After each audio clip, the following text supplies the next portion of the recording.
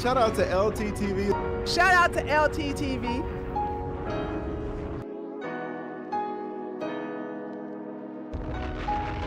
Shout out to brother LTTV. Shout out to LTTV. Nobody's LT, and I'm certainly not implying that.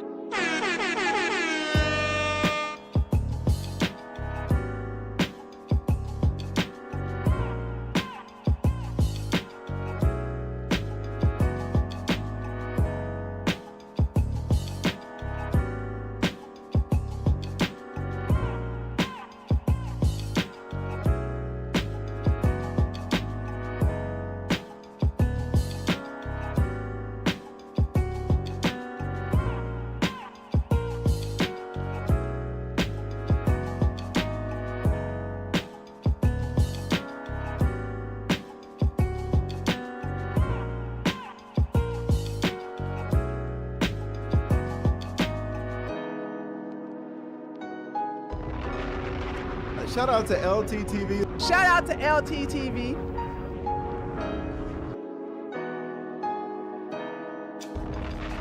Shout out to brother LTTV. Shout out to LTTV. Nobody's LT, and I'm certainly not implying that. LT cooking your ass.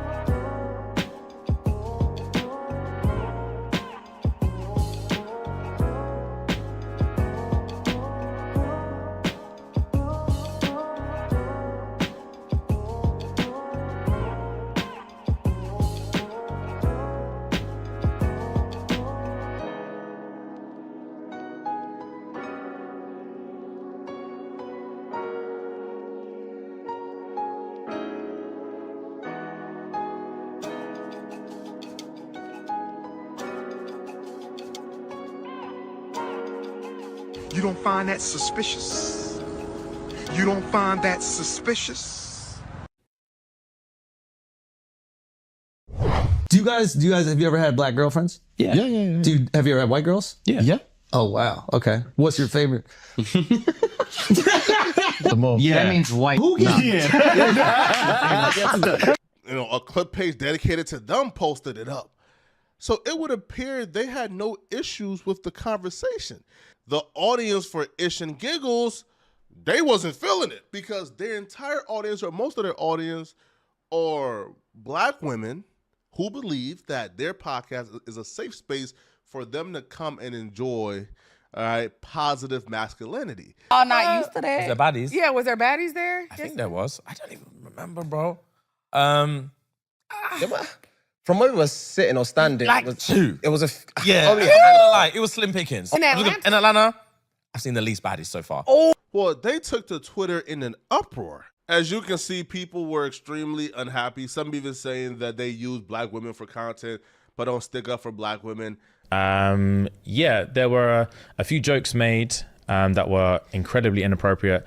One specifically pertaining to black women. Yep.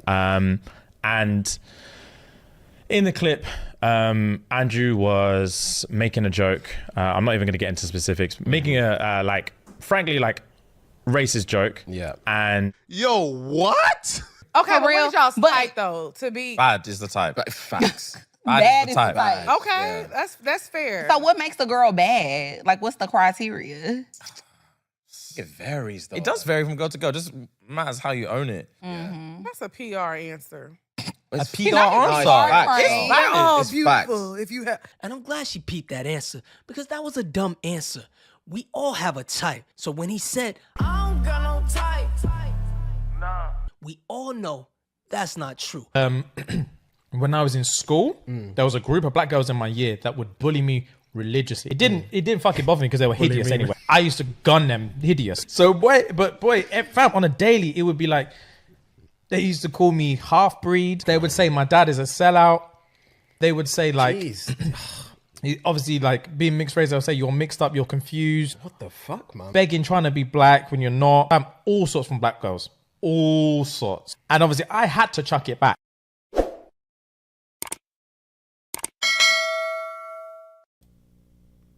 Again! Being on Andrew Schulz Flagrant 2 could be a dream for a lot of podcasters and entertainers because he has a really huge platform and it could pretty much like skyrocket your career. However, for these two podcasters particularly, being on the show was a nightmare and it actually ruined their career.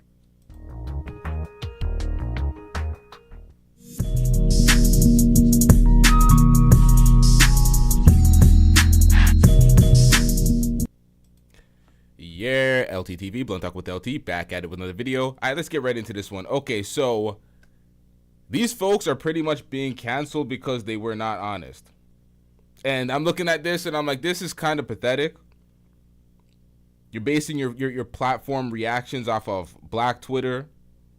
You're pandering to folks. You're not actually saying your real opinions and authentic commentary. This is bad. This is bad, y'all. I don't know much about ShxtsnGigs podcast, but reviewing this, this video we're about to see right now, I'm looking at this and I'm like, they're just very unaccountable. They made the joke. They started the joke. They were talking about the description of the white men that black women date when they interracially date, and then Andrew Schulz picked up the joke, and then they blamed it on him to be unaccountable. This is filthy work. I'm not liking what I'm seeing out of this, but let's get into this, y'all. And ruin their public image. The podcasters in question is ShxtsnGigs, which stands for Ish and Giggles. This duo blew up popularity-wise around the same time that Fresh and Fit blew up, and the whole Red Pill movement was going on.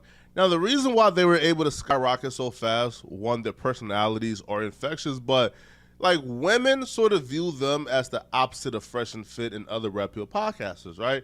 Women will often call them the one and only safe space male podcast on the internet. They will say these dudes are non-problematic. You know, they're the only male podcasters they can listen to. Many women on Twitter and in these black spaces will refer to them as the only male podcast they can listen to because they just non-toxic, you know, and they sort of serve as like an alternative to the Red Pill content. That worked out very well for them. They amassed a subscriber count of close to 2 million subscribers. So now, as we can see, the Red Pill tried to pretty much display themselves as the truth of reality and the shit that they don't tell you and blah, blah, blah. You know how the Red Pill is. We realized that they were just a bunch of grifters pandering to the alt-right. You see Myron sucking, he's basically meat hugging these goddamn white conservatives. Racist white conservatives. Whoa. It's like these motherfuckers, man. And now we seeing on this side. It's like, why can't people just be organic and genuine? We have pandering on each side.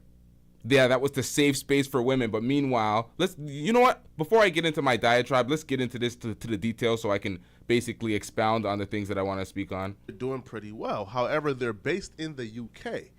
So, you know, you can only grow so much, right? So, you know, listen, we need to do an... What the fuck happened to my edit, bro? American tour where we go on these other podcasts with other American podcasters, you know, and sort of expose ourselves. So that's what they did. And one of the first podcasts they stopped at was Andrew Schulz Flagrant. Now, they were having a conversation of preferences and interracial dating. And while on that discussion, they began to discuss this black girlfriend upgrade being a thing. What is the black girlfriend effect? This is you don't know about glow up the other culture. Yeah, so you'll see a guy who's had a black girlfriend, all of a sudden he's got buzz cut, like clean shape up. Glows up, bro. I like that. I like that. They shave their hair because they start losing it. Because they're so stressed being around this black girl complaining about shit all the fucking time. That's why they gotta shave their hair. Nah, bro. White guys with black girlfriends, they grow a beard because there's more cushion when they get slapped. That's hilarious. I think the black girlfriend effect. It might be a protective instinct, bro. You think? Protective. Yeah. Do you guys have you ever had black girlfriends? Yeah. Yeah. Have you ever had white girls? Yeah. Yeah. Oh wow. Okay. What's your favorite?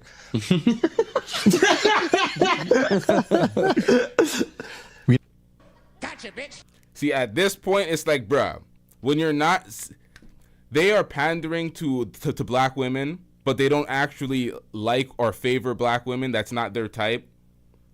And it clearly shows when you're saying all and you're not favoring your own race, your own people. It's like, come on, bro. It's clearly indicative of you're not favoring them. You went to Atlanta, you didn't see any baddies. It's like they're getting judged right now. Friends? Yeah. Dude, have you ever had white girls? Yeah.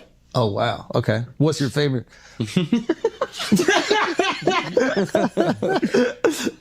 We love them all. Yeah. Oh, Survey said. See, that's the wrong answer. That's the wrong answer. Everybody has a preference. Everybody has a preference. Shout out to Confidence Creator. He breaks this down as well. He speaks on this. It's like, well, I can't say everybody has a preference, but for the most part, you kind of like, if you're race loyal and you're pandering to black women, you should probably have black women as your, you know, your type, your preferred choice. we love them all. Yeah. That means white. Who gives That means white. Hey, let me get a US translation. Kendrick fans, get him! We love them all. That's royal English. I don't have a PhD in psychology. I'm not a body language expert, but it looked like they were having a good old time. It looked like they were having a grand old time. It looked like they were chatting with the boys, having a good old boys conversation that they were thoroughly enjoying.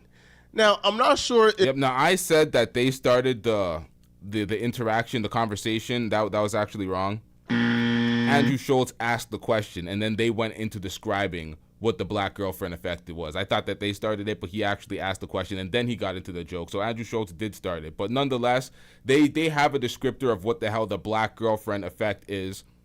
Folks try to act like that's not a thing. And it's not like... It's not most black women who date interracially do it. It's not like most white men are all of a sudden change the way they look. There is just a subsect of white men that we do see in social media, and there is a thing of people pointing it out that all of a sudden these motherfuckers look like, they damn near look like niggas. It's like the lineups, the way they grow their beards, the fades and everything, the way they put on jewelry all of a sudden. They just change up the whole swag, and it's like, that is a thing. They pointed that out. That's not majority. That's not most. That is just some. It is what it is. We see it in every culture when they start mixing cultures. They start adapting each other's culture. If that clips page belongs to them, but a clip page dedicated to them posted it up. So it would appear they had no issues with the conversation. Now, Andrew Schulz saying, that the black girlfriend effect, or the white dudes being bald or super stressed out is a little dicey. I'll admit it, you feel me? Is a little dicey. Now, I'm going to keep it a stack with y'all. When I heard those jokes and they're like, this is dicey jokes, I was like, We don't care. we don't you why. Because Andrew Schulz is being called racist by everybody because he makes racial jokes on every single, every race out there. He's cooking everybody. So it's like he gets called racist, but he's a comedian. And it's like, if you know this is his type of comedy, you're on Flagrant 2 podcast, you know they're going to make these types of jokes. Why do you care? Why are you acting all emo and acting like it's a big deal at this point? At this point, crying to me, and I'm not having that. Tasty for that community, right? But if your entire audience isn't contingent to catering to a certain demographic, then it's not really that dicey and it's not really that offensive. However, when that clip began to circulate, the audience for ShxtsnGigs, they wasn't feeling it because their entire audience, or most of their audience, are black women who believe that their podcast is a safe space for them to come and enjoy positive masculinity. So when they seen that, they were expecting for ShxtsnGigs to check Andrew Schulz. And when they didn't and they indulged and they laughed, well, they took to Twitter in an uproar. Does everybody remember when Andrew Schulz was trying to, he was cooking Fresh and Fit for their views? They were talking negatively on black women, but they were having a serious discussion. He cooked the shit out of them. They were not having that. Akash got real emotional about the whole thing. He didn't even want to speak to them. He was basically calling them like trash. Nonetheless, that's when they were having a serious conversation. This was jokes. I think people are overreacting when it comes to this. I'm gonna keep it a stack. As you can see, to Andrew Schulz jokes, as it pertains to Shits and Giggles for what they represent, I understand if you're pandering and you're catering to an audience that you're not really preferring, it comes off like disingenuous and fake. And folks got to stop letting folks lie to them. They purport a message that resonates with them and they like, so it's like, stop letting folks lie to you and run up the bread. It's like, run up the bag. It's like, come on, man. People were extremely unhappy. Some even saying that they use black women for content, but don't stick up for black women. Others are saying, laughing along, it's a shame, yuck. People were disgusted. Black Twitter taking notice of a podcast conversation and making mountains out of a molehill isn't new, but the best way to deal with it is to sort of just ignore it. Right? Like, bro, like, you got like 2 million subscribers, bro. Yo, you could weather out the storm for like 3 days until Black Twitter finds something else to eat up. But they decided they was going to address it, and they was pretty much going to throw Andrew Schulz under the bus as if they wasn't engaged and enjoying the conversation. And this is what I don't fuck with. This is very unaccountable. They're trying to act like they wanted to swing on him and do him something. It's like, bro, what are we doing? This is some Monday morning quarterback shit, faking the funk, fake hustle. Like, bro, if you wanted to do it at that point, you should have done something. But really, you weren't that enraged. You looked at the backlash, and then you're like, oh, shit, I should have acted like I wanted to posture up and do something. I don't like that shit. To me, that's fake as fuck. But most of the industry is fake, so let's get it.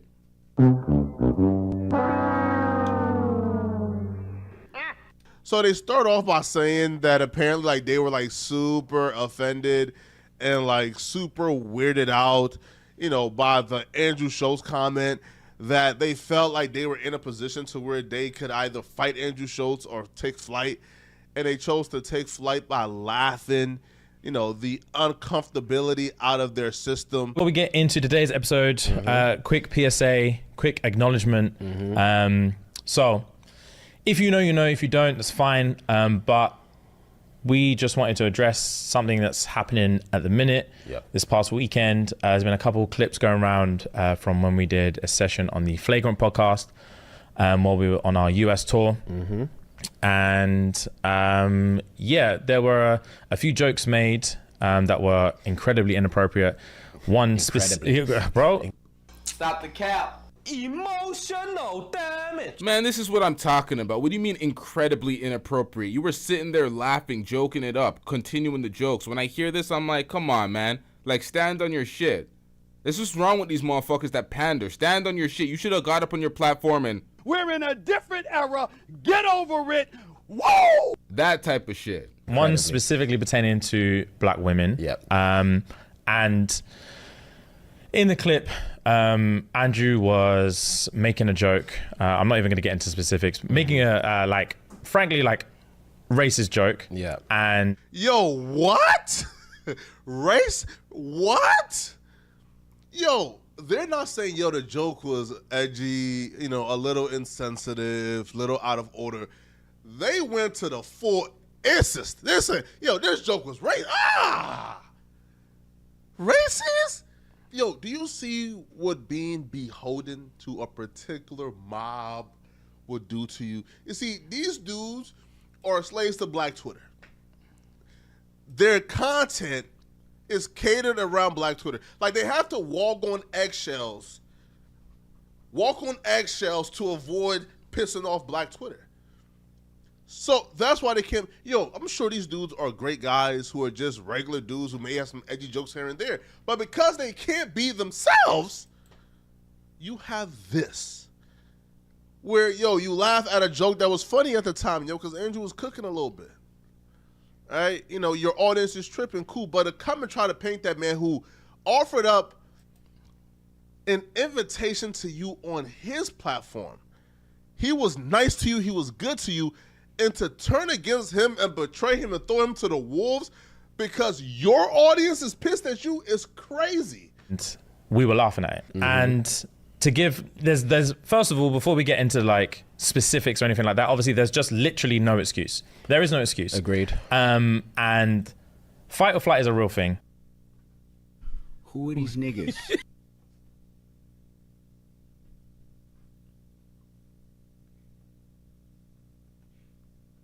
Who? To be honest, I don't know, nigga. I have no idea. Listen, man, I cover trending news, trending topics, social commentary, and at some point I forgot. So I got to get back into these. I got to get these topics back in here. These random topics. If something's popping, something's trending, we got to cover it. We got to look into it, and we got to give some social commentary on this. So let's get into this. But this, for me, this is unaccountable, man. This is an unaccountable take. You were laughing, you enjoyed it, and now you're just revisionist history now. Revisionist history. Like, we can clearly see the joke was a racist joke because basically Andrew Schulz was implying that black women are physical, they're aggressive, they're abusive. That's why he's talking about getting the beard for extra defense and blah, blah, blah. To me, it was a joke. Andrew makes all sorts of disrespectful, racist jokes. If you didn't like racist jokes and inappropriate jokes, don't go to Flagrant 2. Don't go to Andrew Schulz show.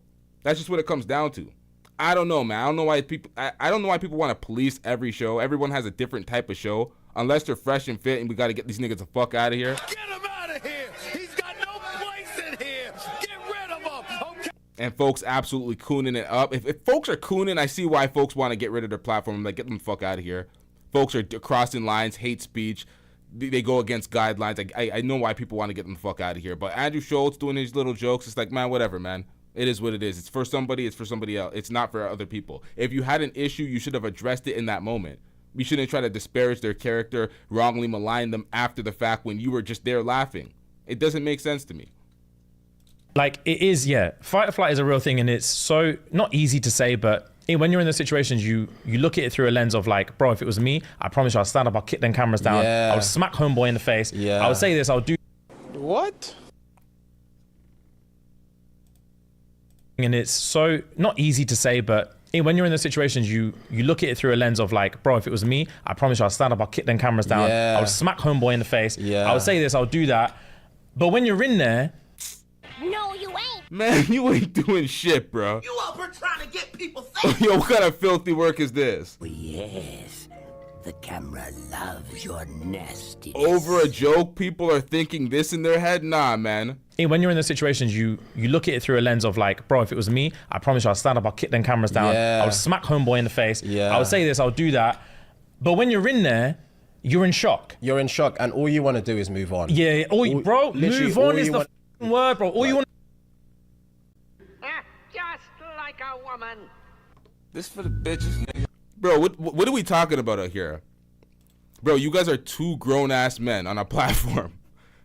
You were in shock. You're talking about fight or flight. You just wanted to move on. Bro, what are you talking about? You have a... Man, this is some bitch-ass shit. What are we doing out here? What are we doing out here? Y'all need a man up. This whole revisionist history, this shit is some weak-ass shit. If y'all had a problem, you should have addressed it at that point. This is some cowardice shit, man. I ain't fucking with this. Fucking move on. Just move on to the next thing. Just move on to the next thing. There's and so like many we had to times. say a few times, bro, just move on. Just move on. Now listen, I'm not gonna act like I don't know what they were trying to say. What I would say though is even involving fight or flight is crazy. Now we do understand what you're trying to say, but fight or flight is related to you feeling danger, feeling harm, feeling a threat.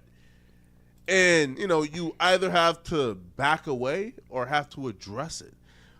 Andrew making jokes, I don't think that's him putting you in an uncomfortable enough situation to where you can compare it to fight or flight. It's just because you're pandering. Audience is mad at you. There's a subsect of black women that are cooking them, trying to cancel them, talking negatively about them, talking about, oh, I thought it was a safe space. You're grifting off of us. You're using black women. You don't actually prefer black women. There's other clips coming out about them. So now they're in PR mode. They're in, okay, let's damage control this shit. And it's like, what the fuck, my nigga? Like, why eat? Like, this is what happens when you have a pandering shit, when your show is pandering to a certain audience. And it shows. It's like, it's not even up for dispute, because why would you even do this? Why would you run this type of retraction acting like you would have done something different if you could have, but you were in some weird sort of fight or flight mode? The whole thing just seems of unaccountable bitch-assness. Jesus Christ. That's what it is to me. I don't know these guys. It's the first time I'm reviewing the show, but this is what it is. It's crazy. I think it's crazy, and mostly everybody thinks it's crazy. People on Black Twitter is letting it be known that their apology... No, not cancel Flagrant. Cancel these guys. Cancel ShxtsnGigs, because they're saying that their fan base is heavily comprised of black women. That's why they're pandering to black women. I don't know what their fan base consists of, but they're saying that they're pandering. And then their actions in regards to what just happened seems like they're pandering because they're trying to do some damage control over something that was not even that bad. And if you actually felt the ways, you should have said something in that moment. Let's get it. Is not accepted, right? They're not forgiven, and they want them absolutely canceled, and they want them out of here. So essentially, they threw their friend under the bus to, I guess, appease to a certain demographic that isn't forgiven. They're not going to, if you know anything about Black Twitter, bro, Black Twitter is not going to forgive you. It's not a forgiving place. So now they've essentially burned both bridges, one with Andrew and one with Black Twitter. But it didn't stop here. After their apology and essentially them trying to put everything on Andrew Schulz and throw him under the bus and act as if they were appalled that Andrew Schulz could even think that way, well, Black Twitter began to do more digging in these dudes' content history, and they... Hey, yo, can we get these likes up, chat? These likes are rather dusty. We don't want to take a commercial break. Let's get these likes up. Hit the like button. Likes are free, chat. Found another interview during their U.S. trip where essentially they were saying that Atlanta, the Black Mecca, they didn't have any baddies there. They didn't see any baddies in Atlanta whatsoever, which sort of hinted towards what their preference in women is, according to Black Twitter. Now, I'm not looking too deep into it because... Now, if somebody asks you, have you dated black women, have you dated white women, and then they ask you who's better, who do you prefer, what's your type, what do you prefer, and they say they don't have a type, well, at first they go, and they don't answer it. Clearly, and they're black men. You can clearly know their preference is not black women. As men, we don't really give a fuck. We're not tripping. It's like whatever, man. Well, some people are. Some people have their Umar Johnson hat on. But for the most part, I don't give a shit about interracial dating. If you want to do it, but just don't be a goddamn hypocrite and try to act like you're doing something else and try to milk black women when you know what I mean? Don't be a goddamn fraud. Quite frankly, I don't care about other men preferences. But people found this clip very interesting. Taking into account, they blamed everything on Andrew Schulz. In Atlanta, I've seen the least baddies so far. Oh, thank God we ain't from here. I'm a Texas girl. You ain't offending me none. You.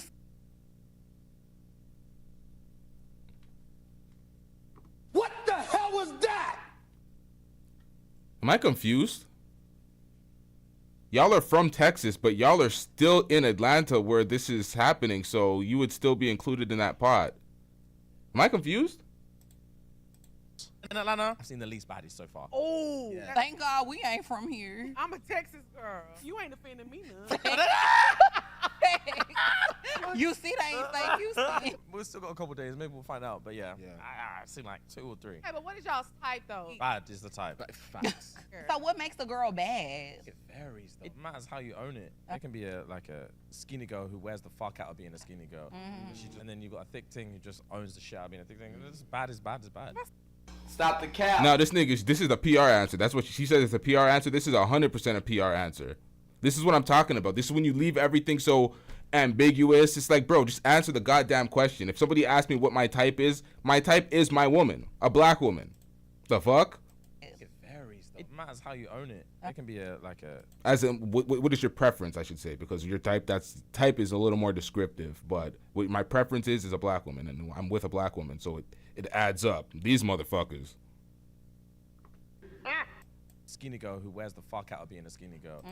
And then you got a thick thing who just owns the shit out of being a thick thing. It's bad is bad is bad. That's a PR answer. A PR answer? They're all beautiful if you have...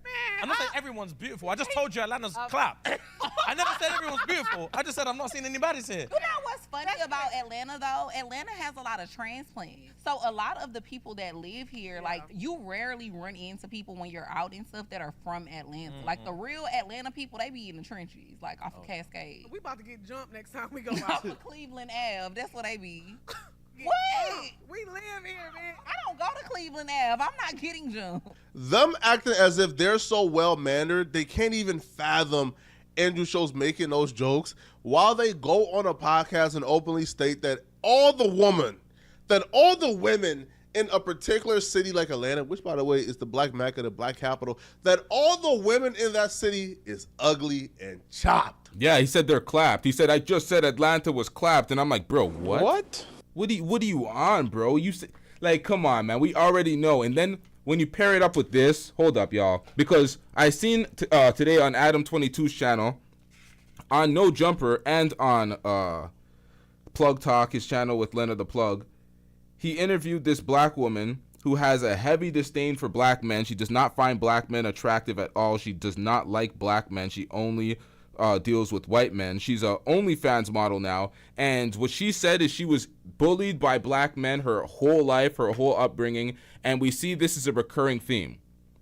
We see it as a recurring theme. This guy right here.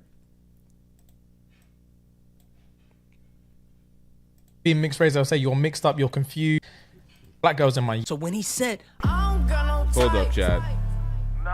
we all know that's not true. When I was in school, there was a group of black girls in my year that would bully me religiously. It didn't fucking bother me because they were hideous anyway. I used to gun them hideous. So boy, fam, on a daily, it would be like, they used to call me half breed. They would say my dad is a sellout. They would say like, obviously like being mixed race, they'll say you're mixed up, you're confused. What the fuck, man? Begging, trying to be black when you're not. All sorts from black girls. All sorts. And obviously I had to chuck it back.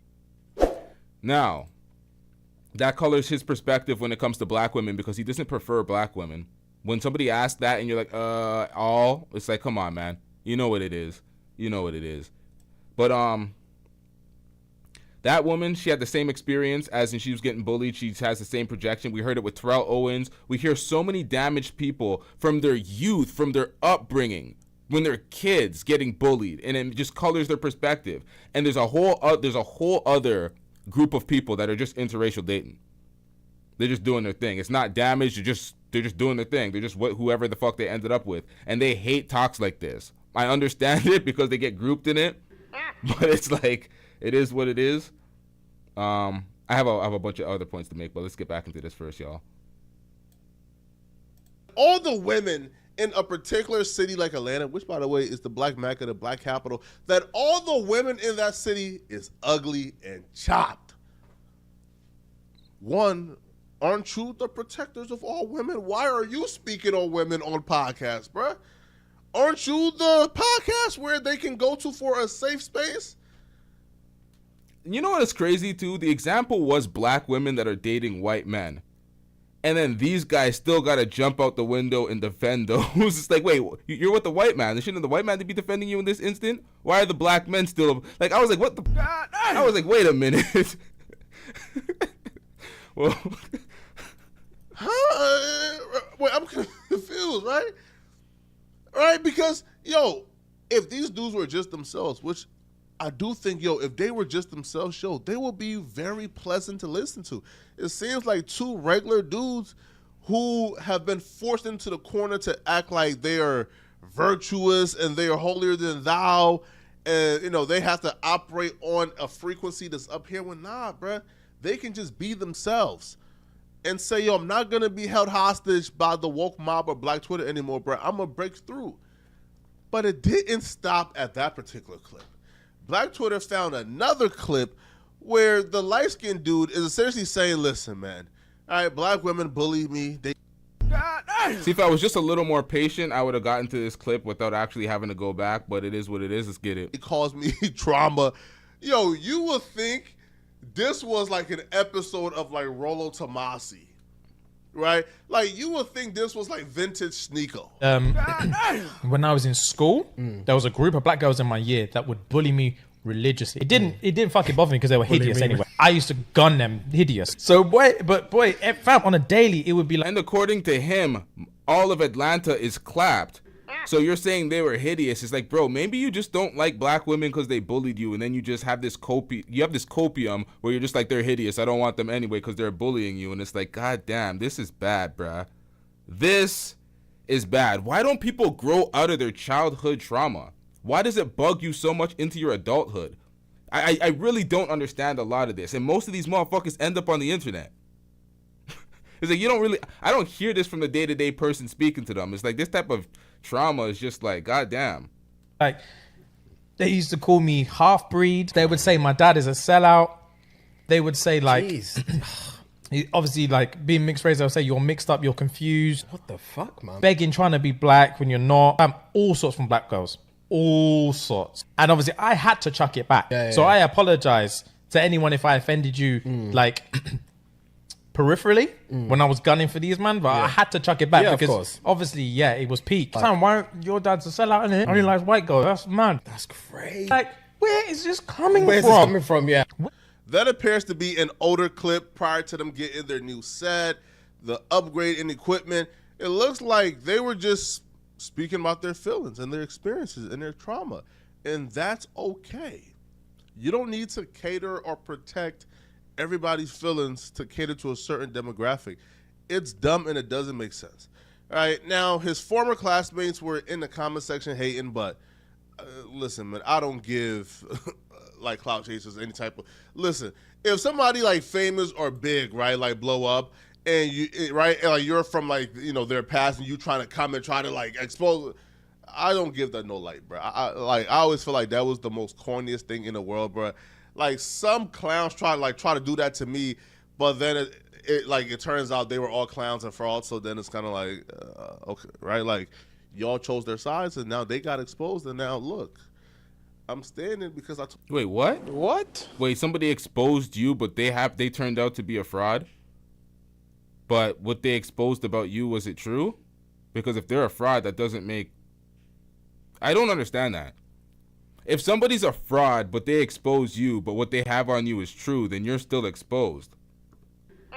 Just because they're a fraud doesn't absolve you of being guilty of. I don't understand that logic. Folks try that all the time, but it is what it is. I don't know what they exposed them of, so I can't speak on it. Let's get back into this. Told the truth, right? And it took a lot of people some time to realize that as well, right? But yeah, bruh. I would just say, brothers, y'all got to handle this, man. All right. Now you burned a bridge with Andrew Schulz, so hopefully you don't burn any more bridges with anybody else, man. But yeah, this is insane. Y'all let me know in the comment section, what do you guys think about this? All right. Do you guys think these dudes handled it well? Do y'all think they did anything wrong during the Andrew Schulz flagrant episode? We got let more. me know, Don't right? worry. And if you're still watching. I'm not saying everyone's beautiful. I just told you Atlanta's clapped. I never said everyone's beautiful. I just said I'm not seeing anybody's here. Okay. A few weeks back in my group chat, my bros, who are mainly from New York, were discussing the cities with the most beautiful women. I didn't participate because I'm married and I only have eyes for my wife. Oh, guys, look. It's Mr. No Bitches. What? She watches my video. Is this thing still recording? Anyways, this is going viral, along with this clip. Yeah, she came in. What's the black girlfriend? If they just come in and start fighting? Nah, bro. you got to know about. I've got the full clip, and I'm gonna give my thoughts. And for the 300 people who watch this video, we can discuss it in the comments. Because first, I'm gonna dog walk them, and then I'm gonna show you clips defending them. You sound disappointed. Yeah, what the fuck was that? Racist ass. Why gotta be racist? And their apology, because I'm not sure how I feel about this situation, but we'll roll a clip. We can't even stay on track. So anyways. Go ahead, Trey. I'm sorry. It's talking the about shot. It's the Atlanta in general. Oh, Atlanta's cool. It needs to stop raining. Yeah. It needs. Now, I have no idea what you're talking about. I have not seen him respond yet. I might have to see that response live on air after this. Let's get it. Needs to stop raining. Was there some baddies? like y'all not used to that? Was there baddies? Yeah, was there baddies there? I think there was. I don't even remember, bro. From where we were sitting or standing, Like it was, two. It was a Yeah, only I'm not gonna lie, it was slim pickings. only a handful. Yeah, I haven't yeah. seen In Atlanta? in Atlanta. I've seen the least baddies so far. Oh. Yeah. Hey, Well, I'm surprised. That's the truth. Because thank God. Now, I'm here to tell y'all right now, if you come to my city, if you come to Toronto and your feedback is exactly what he says, I have 2 words for you. Basketball. That is it. That is it. If you come to my city and that's what you say, Basketball. 100% you don't like women. 100% you don't like women. And for you to go to Atlanta and you say that, you don't like black women. You don't like black women. At this point, that's what it seems like. It's like, how did you not see anything in Atlanta, bruh? Are you kidding me? We ain't from here. Yeah, I'm I'm a Texas surprised. girl. Very surprised. We from Texas. You ain't offending me none. Now let's stop it right there. So if he went to Texas and said it, then you'd be offended? Shut your stupid ass. Because he's talking about attraction. We're not talking about swag. We're not talking about style. We're talking about attraction. And these ladies think because they're from Texas that this doesn't apply to them. You see that? You see? Oh God, that's funny. That's hilarious. But nah, we'll still got a couple days. Maybe we'll find out. But yeah, I've seen like 2 or 3. Okay, but real? what y'all's But- type though? To be Bad is the type. Facts. Bad is the type. okay, that's fair. So what makes a girl bad? Like, what's the criteria? It varies, though. It does vary from girl to girl. Just matters how you own it. Facts. What makes a girl bad? It varies from girl to girl. Bro, shut up, man. You know what makes a woman attractive. What are we doing out here? Like you can be like, there can be a skinny girl who wears the fuck out of being a skinny girl. And she just rocks it. And then you got a thick ting who just owns the shit out of being a thick ting. It's bad is bad is bad. That's a Exactly. This is what how a thick ting just owns it, bro. What are we doing out here? PR answer. A PR answer. It's beautiful. If you have, and I'm glad she peeped that answer because that was a dumb answer. We all have a type. So when he said, I don't got no type, we all know that's not true because there are beautiful women of all races. Very fine people on both sides. But if I had to pick, I'd pick black women because that's my type. And I said this in my interracial dating video. Society deems it unacceptable for people to not prefer to date the race that they're from. So even if he preferred a snow bunny, it's no way they'd admit it, especially if their audience was black people. But that's the thing. If you that's the thing that annoys me, and I get why women are pissed off with dudes like this. If you do not prefer black women, if black women aren't your type, do not pander to them and act like that's what it is. And every time you get questioned about it, you're just elusive and giving participation trophies like, oh, all women X, Y, and Z. It's like, bro, what are we doing out here? Keep it a stack. The same way Confidence Creator did and I did. We our preferences are our preference. But we both have women, so it is different when you're single on the market trying to play the field. But nonetheless, you got to keep it a stack, man. Everyone's beautiful. I just told you Atlanta's clapped. I never said everyone's beautiful. I just said I'm not seeing anybody's here. Okay, you know what's funny about Atlanta though? Atlanta has a lot of transplants. So a lot of the people that live here, like, you rarely run into people when you're out and stuff that are from Atlanta. Like the real Atlanta people, they be in the trenches, like off of Cascade and shit. So then he's talking about you. Ma'am, you're a transplant. You're not from Atlanta and you live in Atlanta. You're a transplant. My friend, wisdom is chasing you, but you are very fast. Lord, we about to get jumped next time. Survey said You're a victim. Here we go, CSI. And you live in Atlanta. You're a transplant. My friend, wisdom is chasing you, but you are very fast. Lord, we about to get jumped next time we go Off out. of Cleveland Ave, that's what they be. We about to get jumped. We live here. I don't go to Cleveland Ave. I'm not getting jumped. I don't even go to those areas. Okay, so how were the women in Houston though? Oh, you said y'all didn't stay. We was there for 2 minutes. We weren't there for long at all. I'm sure they're banging. Yeah. Did y'all do a meet and greet? We've done meet and greet everywhere we go. Yeah. Okay, so how was the meet and greet in Yes. Houston then? Y'all see a little. 'Cause we had to do But it I feel after. like a lot of people go to y'all show. It's like date night. Like it was a lot of couples when we. Yeah. Maybe there there has been a lot of couples. No, there's been a lot of couples. Even when we, because I mean, we didn't go in the Atlanta show with the people that was coming out. I said, "Oh, y'all in love?" Like, They was holding hands. I feel for guys who bring their girls to our shows. Really? I feel for them. Yeah. It's not nice. Because Why? It's not nice. Well, I had a time as a woman. Exactly. Oh, you said you feel bad for the guy. Yeah. Oh, okay. Yeah. Why? It's just. Nah, I don't see it. You're not that guy, pal. Trust me. You're not that guy. These guys don't look like a threat at all. They're just regular. And there's nothing wrong with being regular. Look at me. A sex symbol, Larry. You said it. But everybody can't be me. Stick together. Pause. Knows he can have it. Pause. You see what I do when I got the rock. Pause. Let me just put this in real quick. This is Daniel, by the way. Nigga, please. All jokes aside, you did have some women thirsting over them on the internet. The way I would him, Really? it's not even funny. I'm a ride he wouldn't survive. The wheels would come right off. All right. I want to pop open the hood and root around. Stick together. Pause. He knows he can have it. Pause. You see what I do when I got the rock. Pause. Let me just put this in real quick. This is Daniel, by the way. That's a man's voice, bro. What the hell's going on out here? What the fuck? Root toot Rudy. I had to put that clip in because it was funny, and I don't want you to think I'm hating on these brothers. And don't forget, I've got clips defending them. You sound disappointed. Yeah, what the fuck was that? Racist ass. Why I gotta be racist? And the apology video later, so stay tuned. Yeah. Why They the girls be thirsty. That's why. Yeah, just I know Long you story say. short. Yeah, long story Long short. story short, You just see the guys looking down, just Damn. holding their girl, and Please then you don't can count. tell he doesn't want her to start shouting stuff. Mm-hmm. And I don't want her to for his sake. True boy, for real. Ask my nigga. Say, go My ahead, James. nigga. Fuck your shit. James was like, yeah, I'll fuck your bitch. And I'm gonna get on stage and tell a joke. And make you laugh, hoe ass nigga. Feel sorry for you, bruv. I'm telling you. Say, bruv. Man, I just said I wasn't gonna hate. I just said it. But I got one question for you. Who are these niggas? Nah, I really can't take this serious, y'all. What is this? The Great Value Usher and Chris Brown?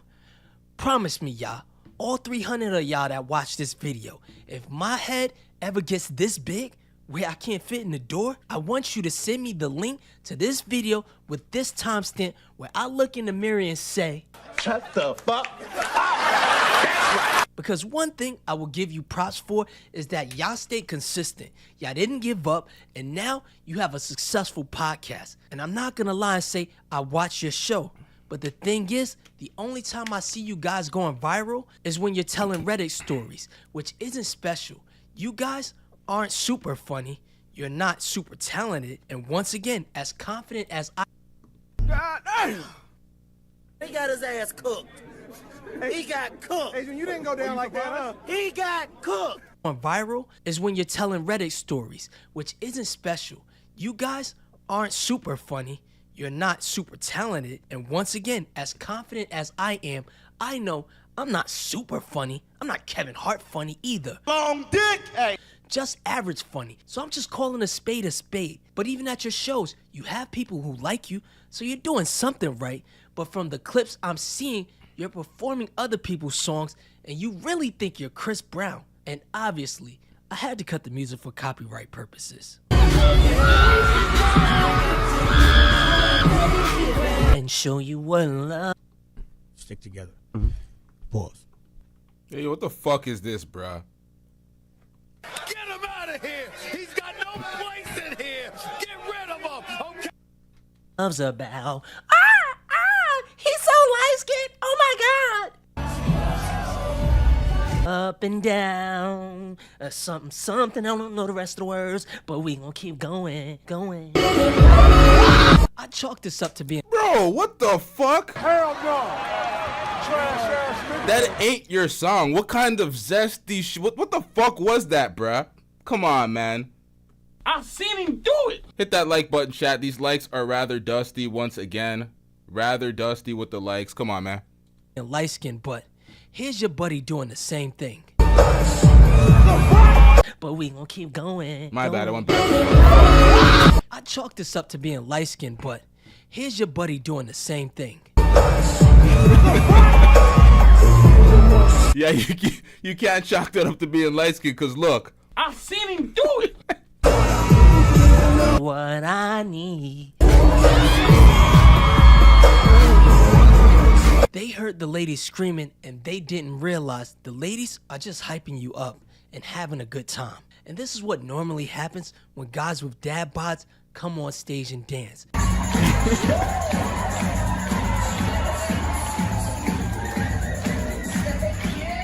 And let's get back to the point, because this goes for men and women. When you're average looking, you don't get to come on the internet and say stuff like all men or women from this area or this race are ugly.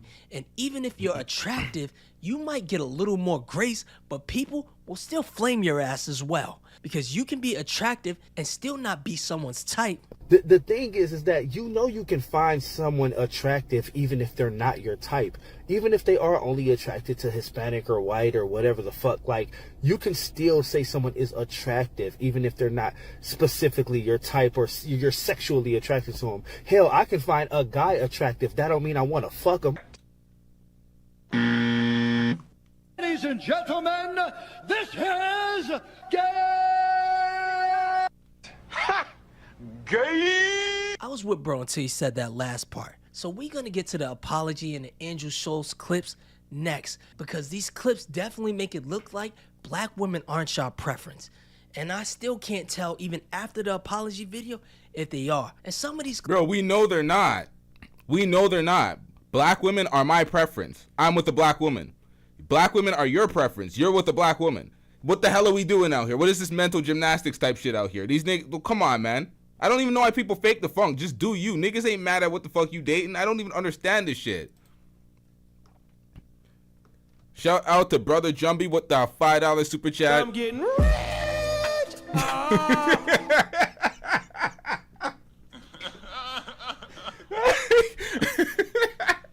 Brother Jumbie says, a 5-pack of black tees. Hate to see LTTV coming. Stick together. Mm-hmm. Pause. I just read the last part, the LTTV coming. I had to stick together. But nonetheless, there's facts, bro. There's facts. We got to get the black tees, bro. We can't be wearing a different. We cannot be wearing a different name brand t-shirt every goddamn day. We can't be wearing a different graphic tee every goddamn day. Sometimes you got to get a 12-pack of blacks, bro. Pause. clips were suspect, like this next one. Before we get into the top 5, talk to me, daddy. I've got a thank you. No, this nigga gay as hell. Wallahi al-Azim, you are gay. Don't say this to me. Wallahi, you are gay. Did this motherfucker just call him daddy? Bitch, who raised you? Hey, yo, what the fuck, bro? What the fuck? Hey, yo. What the hell was that? Can't tell even after the apology video if they are. And some of these clips were suspect, like this next one. Before we get into the top 5, talk to me, daddy. I've got a thank you. I know, I never say thank that. you. You Yeah, never yeah, do. I never do. There you Come go. on. You're welcome, sir. What the hell was that? I just got f***ing flatters. Basket boy. Raw, wow. It only took 4 years. Yeah. All right, bet. I don't know what to say. A man said... Okay, anyway, where was I, bro? Where was I? Now, this is just my inner... The women said that this was a safe place for them to be in the presence of masculinity. Is that what they said? Jesus Christ. Who are these women? And what are they on? Who was on crack? I don't understand this. What are we doing out here? Total experience. But black men, we don't play like this. Sisters already call you sassy for everything, so imagine giving them a clip on the internet. You calling another man dad. Hold up, I gotta pull this back. I didn't hear none of that. Shout out to Stay Gold Radio, Brother Jumbie with the 13 months membership. W's in the chat for Brother Jumbie.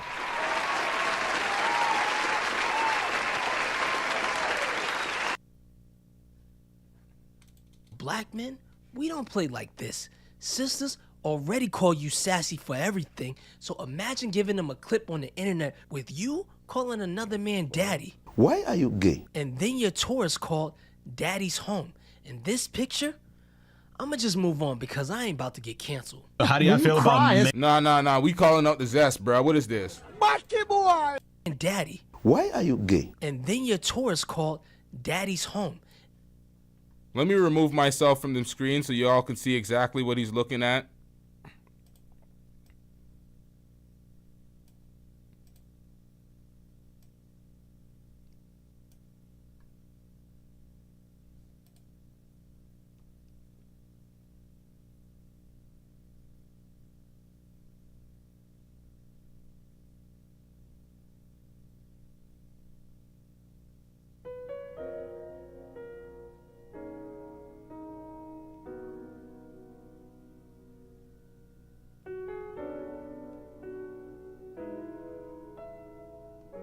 No, This nigga gay as hell. Hell no! Trash ass nigga.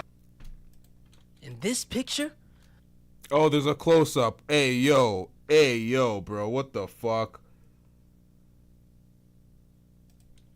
I'ma just move on because I ain't about to get canceled. How do y'all feel about Meghan Markle? You call the man daddy, you wear the t-shirt daddy's home, and then you're behind him like that in a picture. Bro, what are y'all doing out here? What the hell is even going on? Meghan Markle? She's cool, man. She's cool. She stole your ginge. How you feel about that? I'm here for it, bro. I'm here for the multicultural. Really? Yeah, Black man. girlfriend effect. Yeah. Yeah. Came You're in, into that. Yeah. And Yeah. Meghan She Markle's came fine. in. What's the black girlfriend? They just come in and start fighting? Nah, bro. you Wait, what the fuck? Wait. Akash made the same goddamn violent joke? What the fuck is going on out here? Black girlfriend effect. She just... Wait, she what rebelled. is the black girlfriend effect? This is You don't know You about just this. glow up the other culture. Yeah, so you'll see a guy who's had a black girlfriend, all of a sudden he's got buzz cut, like clean shape up. Glows up, bro. Yeah, I like that. I like that. They shave their hair because they start losing it. Because they're so stressed being around this black girl complaining about shit all the fucking time. That's why they gotta shave their hair. Nah, bro. White guys with black girlfriends, they grow step, a beard they step their because dick there's up. more cushion when they get slapped the fuck out of. I'm sorry, what the fuck did he just say? I didn't hear that the first time. What did he say they do? Black girl complaining about shit all the fucking time. That's why they gotta shave their hair. Nah, bro. White guys with black girlfriends, They grow step, a beard they step their because dick there's up. more cushion. They step their dick up? Bro, what the fuck, man? Stick together. Pause. He knows he can have it. Pause. You see what I do when I got the rock. Pause. Let me just put this in real quick. This is Daniel, by the way. Shout out to Brother Jumbie with the $5 super chat. I'm getting rich. W's in the chat for Brother Jumbie. Brother Jumbie says, them niggas touching knees is messing with my spirit. Bro, everything is... This whole shit... How do women come to these guys for a safe space for masculinity? What part of this is a safe space for masculinity? Like, what the fuck, bro? When they get slapped the fuck out of. A safe space for masculinity is a goddamn paradox. That is a goddamn paradox. What do you mean a safe space for masculinity? There's a safe space for femininity. A safe space for masculinity. If you don't get that bullshit out of my face, bitch. That's what the manosphere was. That's what it was derived from. It was derived from the idea of a safe space for men. The manosphere. And what did that turn into? Bunch of dusty ass niggas. To this day. To this day. To this day. The thing about comedy is you can tell a racist joke, but if it's not funny, I'm gonna think You're you're racist. kind of racist. Like Andrew Schulz is one of my favorite comedians, and in his defense, he does a lot of racial jokes to all communities. But I can't lie, this wasn't funny. Honestly, I thought it was kind It's true. It's true. of cringe. So I'ma move on. But another thing, I saw a lot of you ladies hyping up this black girlfriend effect, which was basically you taking a white man. Wait, hold up. Let's have a serious conversation. Why? This is just my curiosity because I'm confused at this whole thing. They were getting cooked in the first place. Why is it black men's job to defend the interracial dating black woman and white dude with the black woman effect? Why do we have to defend the white man that you chose? I'm so confused at that. I'm so confused. Why is that a thing? Like I'm not gonna chastise y'all.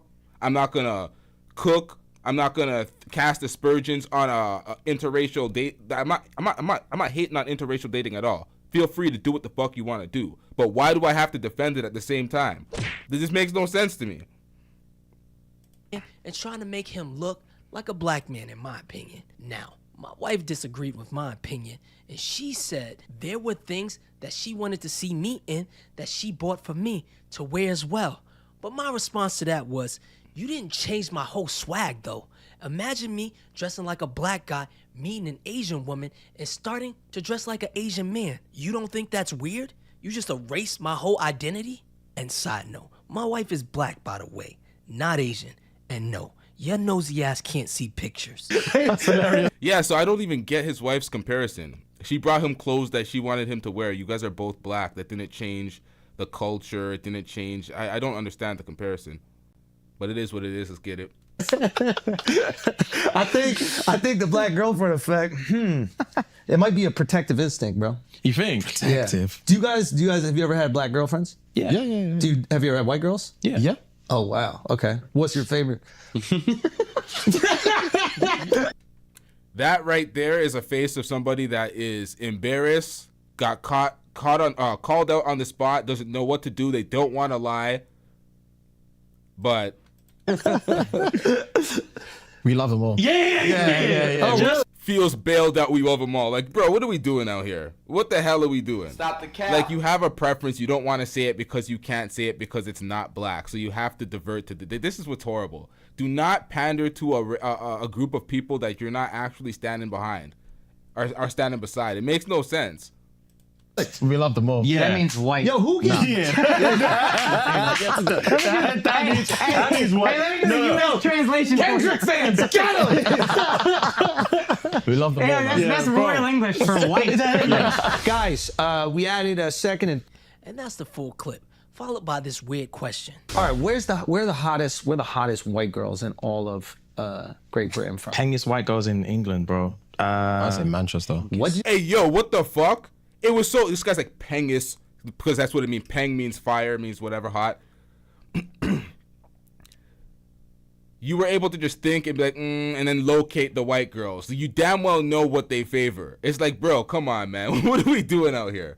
What are we doing? We're not all Umar Johnson just looking at y'all like, goddamn, where's my drop? You don't find that suspicious? You don't find that suspicious? These niggas just gotta keep it a stack. Shout out to Brother Jumbie with the $5 super chat. I'm getting rich. Brother Jumbie says twin buff back wait, what? Yo, these goddamn tongue twisters, pause. Stick together. Pause. Twin buffed back bussy busters. Diabolical work, UK. Freak off tag team champions. They took the term two-man too seriously. Wow. They wanted to say men. Hey, yo, shout out to Brother Jumbie with the 5. They took the term two-man too serious. They wanted to say men. Jesus Christ. God damn. Man, peng means like hot. I wish they would have followed up with, where are the most attractive black girls? I wonder if they would have knew that answer. So that's enough of me dunking on them. Well, they went to Atlanta and they said they were all clapped, so I don't know if that's what they're into. But that's the thing. There's nothing wrong with being what you're into. Just don't fake the funk out here and just trying to be pandering to a group of people to try to capitalize financially off of them when you don't really fuck with them, because that's disingenuous. And you will get cooked for that. And they're not wrong for cooking. It is what it is. Now I'm going to defend them, because there were clips where I felt we were on the same page. No offense to my brother, I know he's having a baby with a white girl. And if that baby has a baby with a white girl or white guy, that's it. That's it. Duncans aren't black anymore. Literally, Duncans won't be black anymore.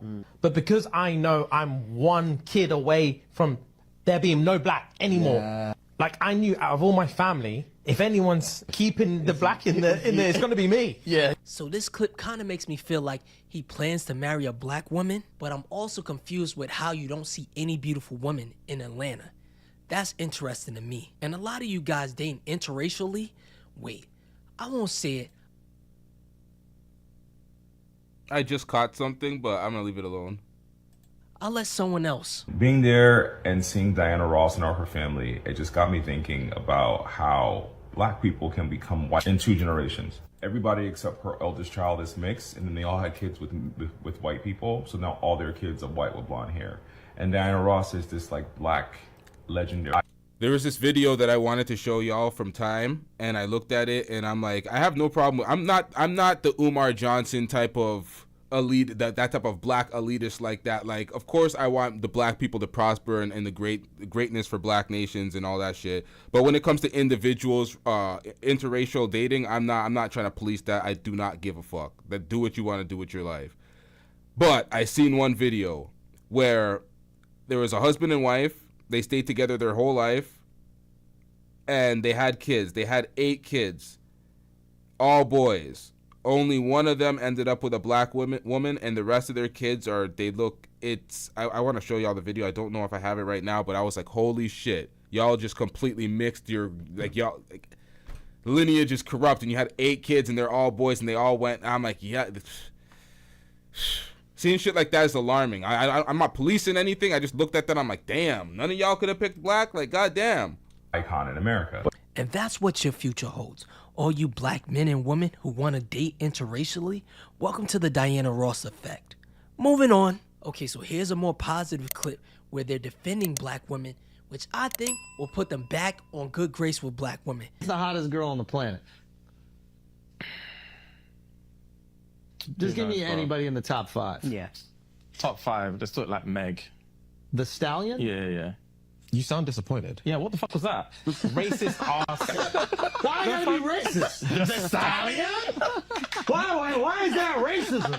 I said exclamation point out there. What was that? Are there no black people in the UK? What the fuck? Oh, you wanted it to be UK based? No, it could be anything, but nobody in history has ever said the hottest girl on the planet is Meg the Stallion. Plucking something out your head. By the way. Maybe he likes a nice big girl, you know? No, people revere Meg to be a hot girl, but I haven't heard anybody say that best on the planet. I have not heard that, but you know, everybody has their own type. Take it down. Top 5 in the world? She also loves anime. It's a big thing. Yeah. She does love anime. Oh, you're big on anime. Yeah. Why? What's wrong, bro? Yeah, what's wrong, bro? So in a joking way, he did call Andrew out in the same interview that people are pissed about. And I'm gonna keep it a stack. When he said Meg, I thought he was pandering. I'm like, oh, this guy's pandering again. But you know, it is what it is. He might think Meg is the baddest. Who knows? Everybody has different tastes. here's his apology. Actually, before we hear his apology, let's hear about black women's double standards. So these guys, James and Fuhad, are receiving backlash after they were on a podcast with Andrew Schulz and they nervously laughed at some jokes he made about black women. Basically, people are saying that they should have protected black women more and stood up for them instead of just sitting there laughing at the jokes. But this double standard is just not making much sense to me, because a week ago it was perfectly fine for Angel Reese and all these other black women to not protect black men and talk about how they'd be happier with a white man. I mean, just look at the stats. People were reposting the video and making their own videos. Now, we don't care. Let me tell you, we don't care. bro, dude, don't compare yourself to the goddamn women. Niggas gotta stop doing this shit. Oh, the women were doing this. They were saying, oh, it'd be better with a white dude. So it's like, okay, so now we gotta do the same shit. What are we doing out here? What she did, I looked at that, I'm like, God damn it, Angel Reese. The amount of times that I'm standing up for you and you do that to us niggas out here. Nonetheless, it is what it is. I'm not going to start doing the same thing. Some sort of vengeful, spiteful, some sort of immature, weird shit as a grown-ass man. To me, that's weird. I think there's double standards in life. And men, we have to accept the double standards when they don't favor us, because there's double standards that favor us. Just like we hear in the red pill space, they always say that to women. Oh, you guys only like the double standards when it favors you. But I'm like, that seems like it's everybody. Everybody hates double standards when it doesn't favor them. About how they need to leave black men behind and go get them a vanilla man because they just do it better. When this was a fun little trend, there was no care in the world about protecting black men. Listen, when women do this shit, it's because they're lashing out. We know why men do it, because they're dusting it up and black women ain't fucking with them and they're lashing out. And they're like, oh, white women are X, Y, and Z. They're all submissive. They're X, Y, and Z. When women do this shit, we know they're lashing out. We don't start becoming like all emotional and start doing it back to them as some sort of revenge, spiteful type of immature fuckery. We don't do that.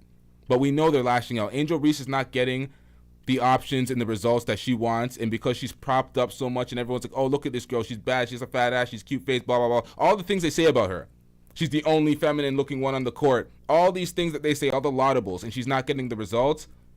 She starts lashing out. She starts saying this and that about black men. Black men aren't standing up enough for her.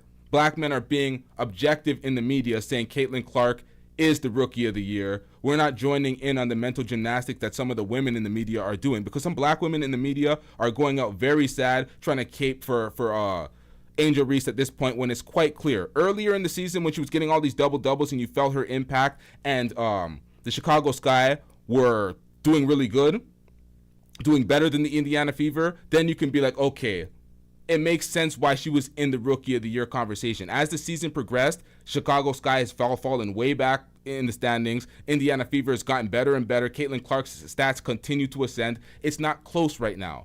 Caitlin Clark is in the MVP conversation. So when black women get on air and they try to just cape and it's just like, come on, what are we doing out here? You can't be that disingenuous. You can't be that disingenuous. You got to keep it objective and real, because at the end of the day, you're losing credibility. You're losing validity with your audience trying to pander and try to be like, oh, I'm getting on code. And it's like, this is not one of those times. Be objective. This is an individual versus another individual. We're not going to look at black men and be like, oh, we're betraying her. It's like, no, this is sports, meritocracy. We're in a different era. Get over it. Whoa! Your own counterparts as black women. But when these guys are on a podcast just laughing, not even really taking the bait that Andrew Schulz was trying to give them, now all of a sudden it's, oh, they should have protected black women more. And I bet you, bro, you can tell you do not bet at all. You have no Bet365. You have no betting apps at all. Come on, man. You ain't making no money off these WNBA teams. Come crying to me in the chat talking about, oh, because I know the goddamn team. Crying to me and I'm not having You ain't making no money. I'm getting rich. That's what it comes down to, my nigga. You ain't making no money. So I'm out here getting rich while you are miserable. Dusting it up, bruh. Dusting it up. We got the results, too. We got the results. You know your woman's taking some dick that ain't yours. Pause. We got the results, sir. Survey said, you are not This nigga in the back, like, again, just paying child support for a minor that ain't yours. He's dusting it up, sir. See, this is generic shit talk. Huh? I don't even know who this nigga is. Yo, who are you, sir? Drop $5 in the super chat, $10 in the PayPal, $20 in the Cash App. Let's get this bread. the ones getting mad at them are the same ones who had no problem putting white men on a pedestal at the expense of black men. It's just not making sense. We don't care. Let me tell you, we don't care. It is making sense, bro. We don't care. We don't care. They can say what they want. It is what it is. Sense. Either black men and black women are supposed to be protecting each other, or it's just everybody for themselves. You can't have it both ways, only when it's convenient for you. You know, black men and black women protect each other when it comes to us as people progressing, when it comes to businesses, when it comes to politics, when it comes to community building. When it comes to who you're individually dating, I don't give a fuck, my nigga. What the hell? You can still be for the community and date outside of the community. That's just me. I'm not one of those elitists that be like, oh, you have to be doing X. I don't care who you're dating. Don't put down your people, especially as a black man. Don't put down your women because you're dating outside. Women of all races complain about their men. I don't think y'all niggas go outside. I really don't think folks go outside. I don't think folks ingratiate themselves with other communities to understand how other communities act, so they want to look at black people and be like, oh, black people are doing X, Y, and Z. All other races of women do the exact same goddamn thing. And it all comes out of a place of frustration, lack of options, not getting the results that they want. And we don't care, man. We don't really care. I'm not going to get into the weeds of women's complaints and like, who does that, bro? That's why you guys are dusting it up in the manosphere, crying and complaining to me. Crying to me, and I'm not having that. You know, if you don't, that's fine. But we just wanted to address something that's happening at the minute. Yep. This past weekend, there's been a couple of clips going around from when we did a session on the Flagrant podcast while we were on our US tour. Mm-hmm. And yeah, there were a few jokes made that were incredibly inappropriate. One specifically pertaining to black women. Yep. And in the clip, Andrew was making a joke. I'm not even going to get into specifics. All due respect, shut the hell up. I don't want to hear that. I don't want to hear that. In the moment, if you had a problem, you should have said something. This is filthy work. We're going to get into Andrew's response, and we have other videos we're going to have to get into in a second, but let's get through this. Making a, frankly, racist joke, yeah, and we were laughing at it. Mm-hmm. And to give there's first of all, before we get into specifics or anything like that, obviously there's just literally no excuse. There is no excuse. Agreed. And fight or flight is a real thing. Like, it is, yeah. Fight or flight is a real thing, and it's so not easy to say, but when you're in those situations, you look at it through a lens of like, bro, if it was me, I promise you, I'll stand up, I'll kick them cameras down, Yeah. I would smack homeboy in the face, Yeah. I would say this, I'll do that. But when you're in there, you're in shock. You're in shock, and all you want to do is move on. Yeah, bro, literally move all on is you the wanna fucking do- word, bro. All you want to do is fucking move on. Just move on to the next thing. Just Yeah. move on to the next thing. There's and so like, many we had to say a times. few times, bro, just move on. Just move Just on. move Literally, on. So many different topics. We were like, move on, move on, move on. And Yeah. it's not even like about petty laughs or anything, but we just wanted to get out of that situation. Literally get out of Stop that the situation, cap. keep the ball rolling. And we thought it was going to be more of like It's a total fabrication. a bros Yeah, chat, but just it ended up being something. It was that y'all enjoyed the bros chat, and now that now that you're receiving negative backlash, it's oh no, I wanted to stop it. It's like, bro, what are we doing out here? You were in shock. What are you, a bitch, my nigga? What are we doing out here? Do not represent the UK so bad. Every time folks represent the UK bad, I get a bunch of UK motherfuckers in the chat talking about we don't claim them, we don't just dropping them instantly, just like fuck them. That ain't us. That we didn't see that. That's some Irish motherfuckers. Well, actually, Ireland's part of the UK, isn't it? Ain't it? Isn't it like 4 motherfucking nations? Nigga, I'm stupid. Let's get it. It ended up being something that's like really, really hurt people that look to us for support and look to us to feel protected. And protected is the main thing that I wanted to discuss. Is that protected? I'm sorry. Am I able to slap you through the screen? Can I put my hands on y'all niggas through the screen? Can y'all put on some 3D glasses and see if I can still reach through the screen and slap y'all? I can't, right? What are we protected? What are we talking about? Protected. I don't understand this shit. Oh, they didn't feel protected. You guys were making jokes. You were telling how you honestly felt. Why don't y'all be more honest and real with your audience to basically have them used to this level of what the hell? Just get them used to a level of transparency. Stop sugarcoating everything. Stop making them deal with the training wheels. Like, be honest with your goddamn audience. I don't understand this, but protect them from the jokes that you were laughing at. it is our duty to protect you guys. Facts. And it is definitely not cool to be in that situation. And again, Bro, not be the one. What situation were you in? To stand up and kick the cameras down, and we fucked it on that occasion. We did. It's not going to happen again. And it's about being human. It's about realizing that you don't know what you're prepared for. You don't know how to prepare for something you don't know that you about, don't know what's yeah, going to happen. yeah. And once it's happened one time, you're like, fuck, all right. You learn from your mistakes, and that's literally That's you literally, bro. learn from your mistakes. Yeah, we man. fucked it, and we're sorry. We and definitely do apologize. It's, for me, like, it's one of them ones where you don't realize that, like, for one, when you're part of a community, you don't realize that you can hurt your own community. Especially when you're not, when unintentionally. Unintentionally, for real. And yeah. also, on top of that, it was so crazy. I think protecting black women on air where you can't physically touch or do anything, when you're talking about protection of black women and protection of your people, is just not disparaging them. Not speaking negatively on them and not allowing somebody else to speak negatively on them in front of you, in your presence. There was a couple of racial jokes. Some could say racist jokes, but they're jokes nonetheless. Y'all were laughing at them. If you had a problem, you should have addressed it in that moment, and then we would be there for y'all. But at this point, it's like, nah, man. This is Monday Morning Quarterback. This is some bitch assness. You're talking about fight or flight from a joke. Hell no. Trash ass nigga. Nah, man. Too much PR.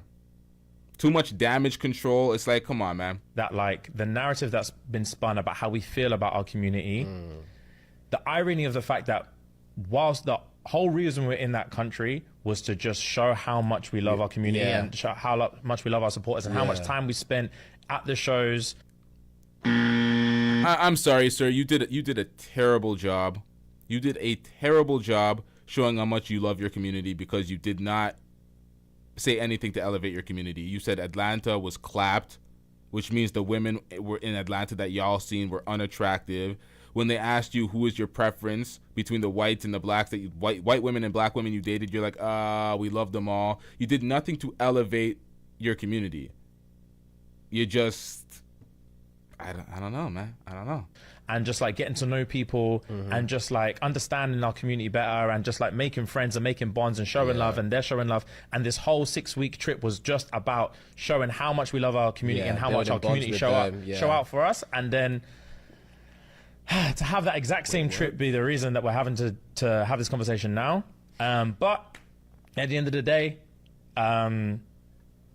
mistakes make you a better person. Mistakes do make you a better person. You're not born a perfect person. And yeah, we don't condone, we don't appease that behavior, we don't rate it.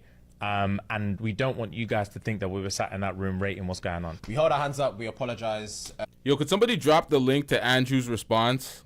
Can somebody drop the link to Andrew's response? If you are a mod, drop it in the chat. If you don't have a mod stick, you might not be able to drop a link. You can drop it in the Discord if you are in the Discord. But if somebody has a link to Andrew's response, can we share it? You learn from your mistakes, and we hope we don't let our community down again, because ultimately we do this for you guys. Like, yeah, you guys are all we have, man. You guys are literally all we have. You guys have taken us to this level, and we don't want to let you guys down going forward and anymore. So, you know.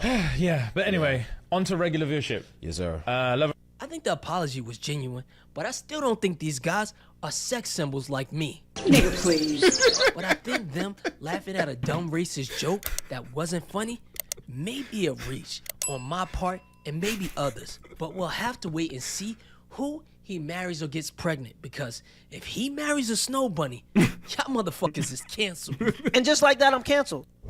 Yo, shout out to Confidence Creator. That video, shout out to Confidence Creator. Make sure y'all subscribe to him if y'all haven't already subscribed to Confidence Creator. All his videos, good quality videos. Let's get it. Lee has the response. Is this the response? Move it, baby. Oh, I got hit with a commercial. Hold up, chat. This is why I download these videos before I play them, because I ain't getting no goddamn premium. I ain't paying no goddamn $14 a month. Oh, hell nah. Lee, you sent a whole 2-hour video. I ain't scrubbing through that. You up here trying to get people sick. That's kind of 2 hours. We don't have a clip. All right, hold up, chat. Hold up, chat. I gotta take some shit off the screen real quick. We gotta.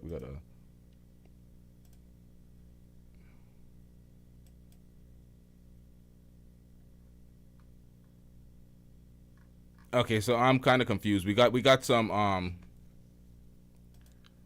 video submissions in the Discord, and I need some clarity, chat.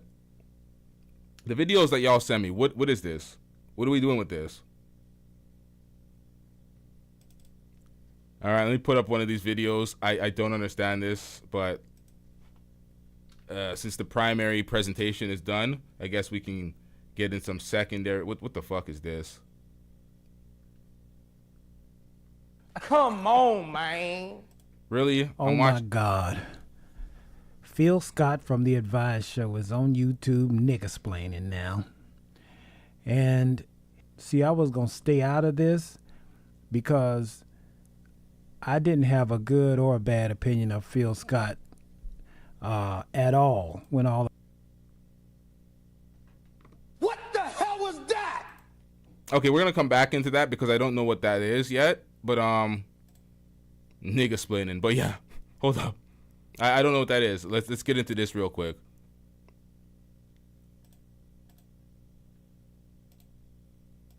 Hold up, chat. I'm getting rich.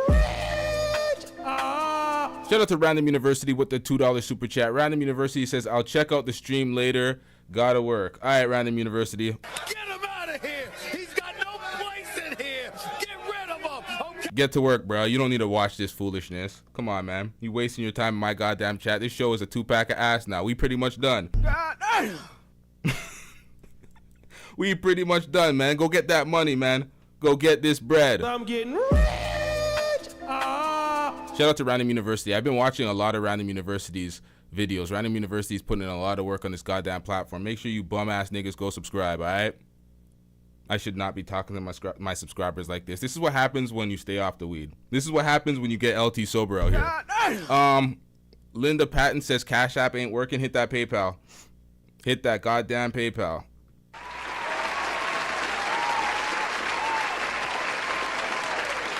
Yep. Let's get it. Let's get it, chat. I'll wait until I see that bread come in.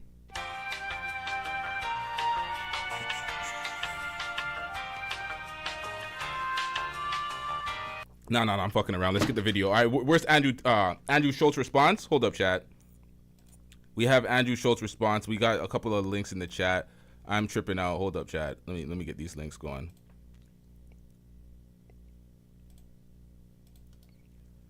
All right, more commercials. Fuck life. I need to get premium. Gotta stop being so goddamn dusty, cause this is uncalled for.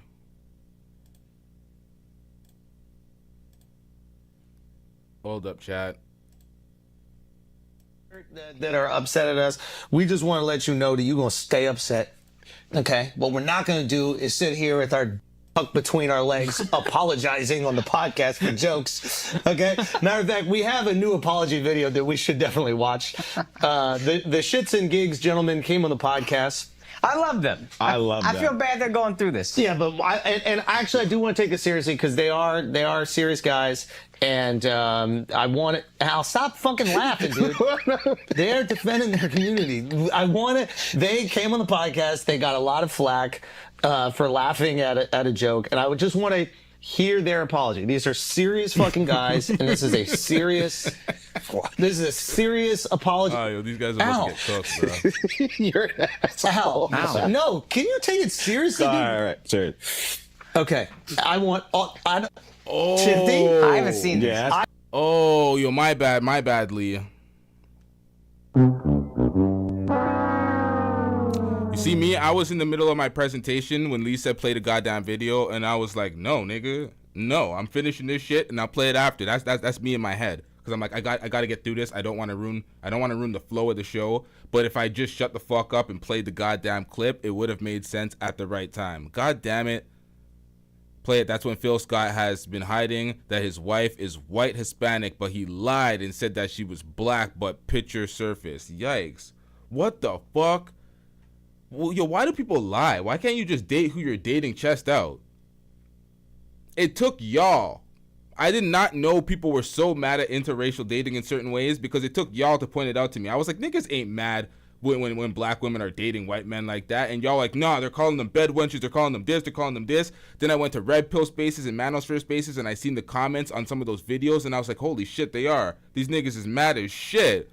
I did not know people were that pissed off. I'm like, that's not real life, but that's internet where people are just, I don't know, man. Real life, you see people give looks at interracial couples and shit, but you don't see that level of animus, that level of venom coming, that level of vitriol displayed. It's like, whoa, people were big mad. It's weird.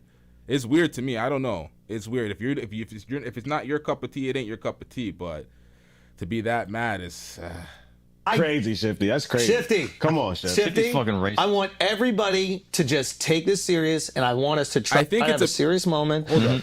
It's a serious. Right after this, we're gonna play the clip of what's his name. Shit, where's Lee's chat? Right here, because it goes into when folks try to represent a false perception, a false disposition, where they're able to represent a bunch of points and pander to a subsect while representing an image while they're not actually that. So I understand when certain people get cooked for acting like they have a black wife when they're really with a white. I understand in that context why it's relevant. So we'll get to that in a second. Let's get it. Podcast, and I want to just listen to their heartfelt apology. Guys, right, before we get into today's episode, quick PSA, quick acknowledgement. So, if you know, you know. If you don't, that's fine. Oh, yeah, see? This is what I'm talking about. We just wanted to address... Shout out to Leah.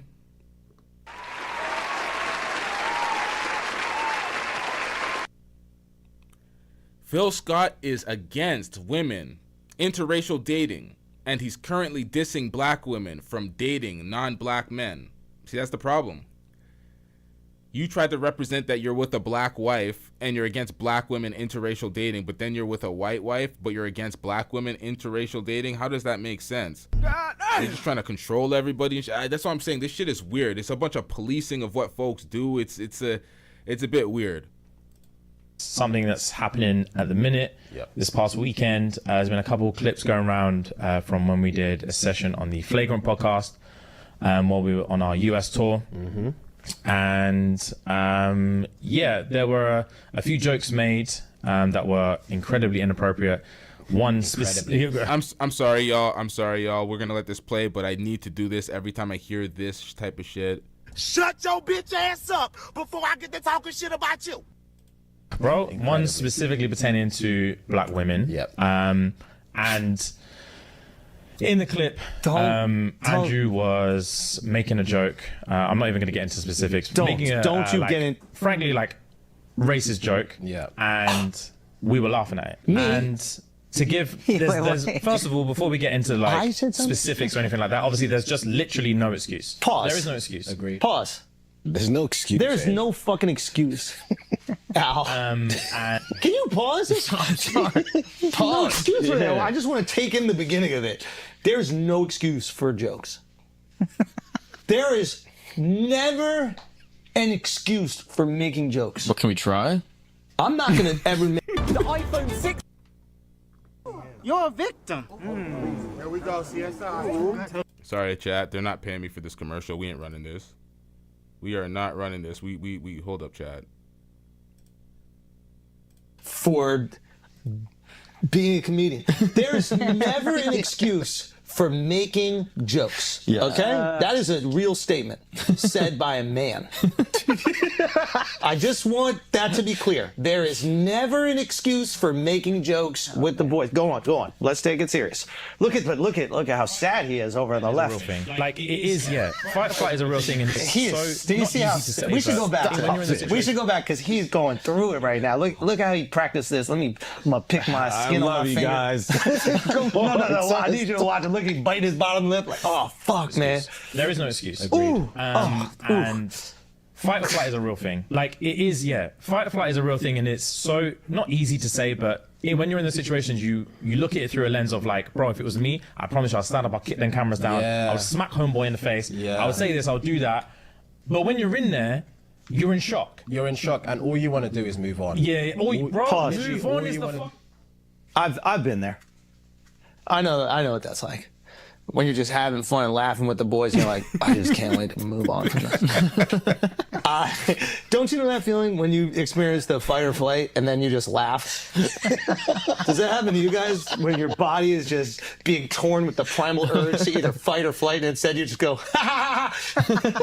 Do you guys ever have that feeling? I feel like you're making an excuse for jokes. I'm not. I would never. That sounds like what you're doing. Hey, I would never excuse taking two things that have nothing to do with one another and then bring them together to make your friends laugh. I would never excuse that, Mark. What if it has a good setup and a misdirection at the end? You're enticing me.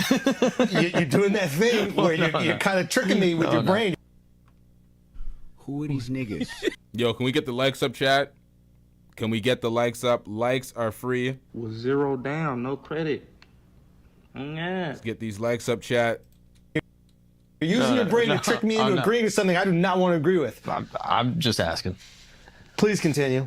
Fucking word, bro. All you want to do is fucking move on. Just move on to the next thing. Just move on to the next thing. Move on. And like we had to say a few times, bro, just move on. Just move on. So many different topics. We like move on. It's not even like about pity laughs or anything, but we just wanted to get out of that situation. Get out of there. I know. Keep the ball rolling, and we thought it was going to be more of like a bros chat. Yeah, just like in something that's.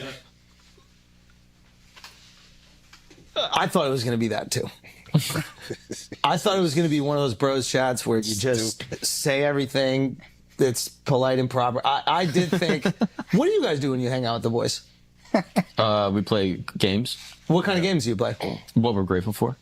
Yo.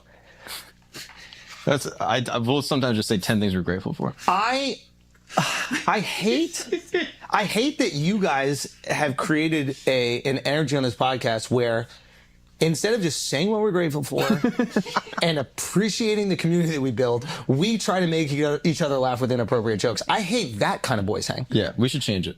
I want to change that. Can we start right now? Let's make it a Shabbat dinner. Yeah, let's make it a Shabbat dinner. Yeah. Okay? What is that? It's the vibes we need. Just a vibe. Yes. Yeah. Talk about our weeks. Be grateful. Yes. Turn down everything else in the world. You see why We'll talk everyone of hates them? Do you see why? Because that's their idea of fun. Yeah, their yeah. idea of fun is sitting around, eating food that didn't taste good, and then telling everybody what they're grateful for. I'm going to try to do that, though. Yeah. That's what we should do. There we go. Can we make an agreement right now? Turn it. No more inappropriate jokes. I like that. Especially from you and even you. I like that. Yeah. You never say anything I inappropriate. don't. I'm the most appropriate. You are. Thank God. One of us. Yeah, I have to be. Please Keep continue. you guys in line.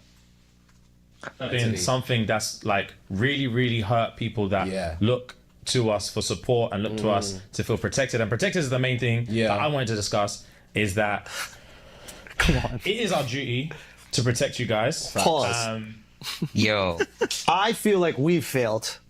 Yo. I feel like we failed, Akash. Yo. The past, how many years have we been doing this? 6, 7. The past 7 years, where I've been saying that your people fuck mud. Yeah. And you have been saying that my people fuck sheep. Yeah. I don't feel like we've protected either of our people. You know what? You're right. You're right. And it's our duty to protect people. Scottish people, I just want to say that I apologize to all of you for letting this mudfucker say we fuck sheep. They're just mocking them at this point. They're literally just mocking. This is what I'm talking about. Protection from what? The feelings of a joke? When they felt that Fresh and Fit were out of line, disrespecting black women on a real level, like actually making comments that were like hate comments, they checked that shit. Fresh and Fit cried about it. They're like, oh my God, you guys were being extra. At the time, I was like, they're kind of being extra. But now looking at the coons that Fresh and Fit turned out to be, I'm like, nigga, these guys were right. They seen it. They seen that shit early. Nonetheless, they held these niggas accountable when it was a serious discussion, because we know when they're talking about protection, we know that there is large groups of niche hubs. I'm niche, but yeah, large groups like the Red Pill and the Manosphere. We know at first we were listening to them. We're like, they're literally just black men trying to improve and do better. Well, at least in the black manosphere. And they're talking about their gripes with black women to fix the community. So we weren't trying to gaslight at first. And then at some point we realized, wait a minute, this is some bullshit. They're making bread. They're making money literally just wrongly maligning black women, disrespecting, disparaging black women's name. And there's just a bunch of black women hate. There's a black women hate group. That's what it turned into. So when we're talking about protection, it's like you don't want your black men constantly bitching, complaining, and disparaging the black women. So that's what protection comes into when we're talking about black people, or we're talking about any group of people. When you don't want the negative stereotypes constantly propelled. You don't want them thrown in your face. You don't want all that. You don't want the negative shit and labels put on your group. But when it is jokes and you're on flagrant 2, it's like, what are we doing? What are we doing? If it's jokes and you know you're coming to flagrant 2, and that's what they do, make all sorts of insensitive, racist jokes, whatever type of joke that they're trying to do, salacious jokes, it doesn't matter. They're trying to jump out the window with jokes. I don't think that they needed to take it that serious and do what they did. I thought it was some bitch-ass shit, some Monday morning quarterback, some revisionist history, just a bunch of, I don't know, man, it was just bad. Scottish people, I apologize that you're all so ugly that you have to fuck sheep. I apologize for that. It's our duty to protect people. Wait, so whenever we see a video of an Indian guy fucking mud, what is that? We haven't seen one. Oh, really? We've seen a guy fucking a girl in mud. They fuck mud. Oh, nah. Wait a minute. The other videos, they were going down on the mud. Y'all be doing foreplay. Y'all be warming up the mud. It's wet already. Stop making jokes. Hey, stop trying to have fun with the boys. Al, you're trying to have fun with the boys. I'm thankful for you guys, bro. Yeah. Can you just say... I'm not even paying attention to what these motherfuckers are saying anymore because they were just mocking them. I don't think there's a really serious response outside of the mocking. But this point right here, those hate on single moms only mean that for black single moms. It's true. They'll wife up any other race of single moms. They're hypocrites. It's true. They hate on single moms, but it's just black single moms because a lot of them hated their mother and they hated their upbringing. But when they target single mothers, they always have to people have to understand. There's a man and a woman to make a child. You are not born from your single mother. There is a father that is negligent. So when you talk about, oh, single mothers there, where the fucking father at? The father gone, my nigga. The father gone. There's a negligent motherfucking father. So you're hating on the mother that's there to actually take care of your dusty ass, but the negligent father's gone. So you're looking at the result of you, and you're blaming your goddamn mom instead of healing from your childhood trauma and working on improving yourself to become a better man. You're just hating on your mother. Oh, single mother's X, Y, and Z. It's like it's not her fault you're incomplete. Your father dipped too. Therapy's needed. Say two things you're grateful for because what you black women. One better be black women. Better be black women. Don't say black. Hey, if you don't say black women, it's a problem, Al.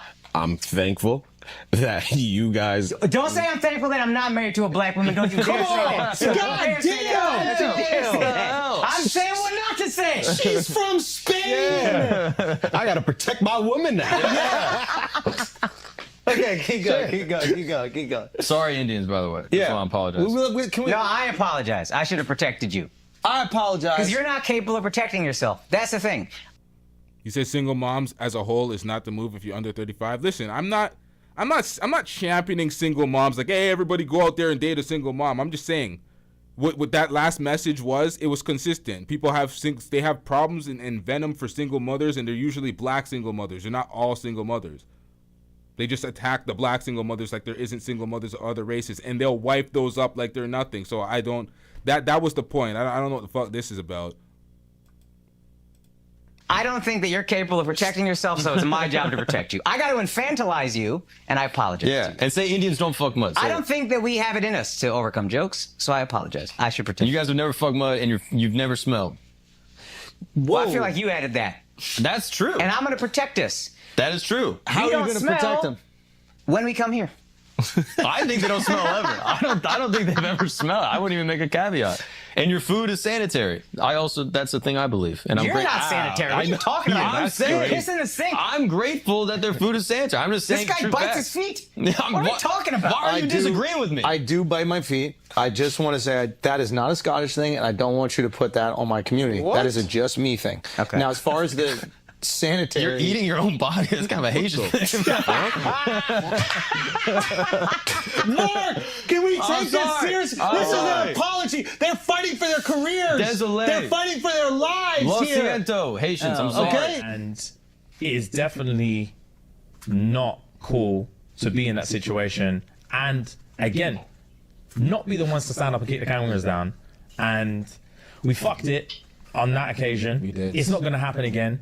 And it's about being human. It's about realizing that you don't know what you're prepared for. You don't know how to prepare for something you don't know about. What's going to happen. Yeah. And once it's happened one time, you're like, What's that echo? That shit sounds weird. Plus, you know what's mad funny about this? Is that they had shit that they asked to take out the episode. You know what they didn't ask to take out? If you're in Canada and have over $10,000 of debt, payday loans, credit cards, and lines of credit that you can't pay off or get to... We don't care. Let me tell you, we don't care. You did not pay for this ad space on my goddamn channel. Get the fuck out of here, Harris Partners. Your racist slander. Why is your nose twitching? They had shit. Their producer, whatever, was like, "Hey, we really think that's inappropriate. We'd like to take that out. That's very uncomfortable." Their fight and flight instinct really kicked in after the power down. But with that joke about the black women, nothing really seemed. The fight or flight wasn't really there. After. Yes, the camera loves your nastiness. The filthiest ads too. Like, what the fuck was that? Your delivery was too good. I think Maybe they were seduced by a delivery. Yeah. I like them. I feel bad they're going through this, but you don't got to protect anybody. That's what I would say. I like to y'all them too. personally, to y'all publicly, you don't got to protect. Your people are equal. What are you talking about? Okay, let's listen to the end of the apology. You learn from your mistakes, and that's literally it, bro. learn from your mistakes. Yeah, we man. fucked it, and we're sorry. And We definitely do apologize. it's, for me, like, it's one of them ones where you don't realize that, like, for one, when you're part of a community, you don't realize that you can hurt your own community. Especially when you're not, when unintentionally. Unintentionally, for real. And yeah. also, on top of that, it was so crazy that, like, the narrative that's been spun about how we feel about our community, the irony of the fact that whilst the whole reason we're in that country was to just show how much we love our community and show how much we love our supporters and how much time we spent at the shows and just like getting to know people and just like understanding our community better and just like making friends and making bonds and showing love, and they're showing love. And this whole 6-week trip was just about showing how much we love our community and how much our community show out for us. And then to have that exact same trip be the reason that we're having to have this conversation now. But at the end of the day, mistakes make you a better person. Mistakes do make you a better person. You're not born a perfect person. And yeah, we don't condone, we don't appease that behavior. We don't. All right, we get it.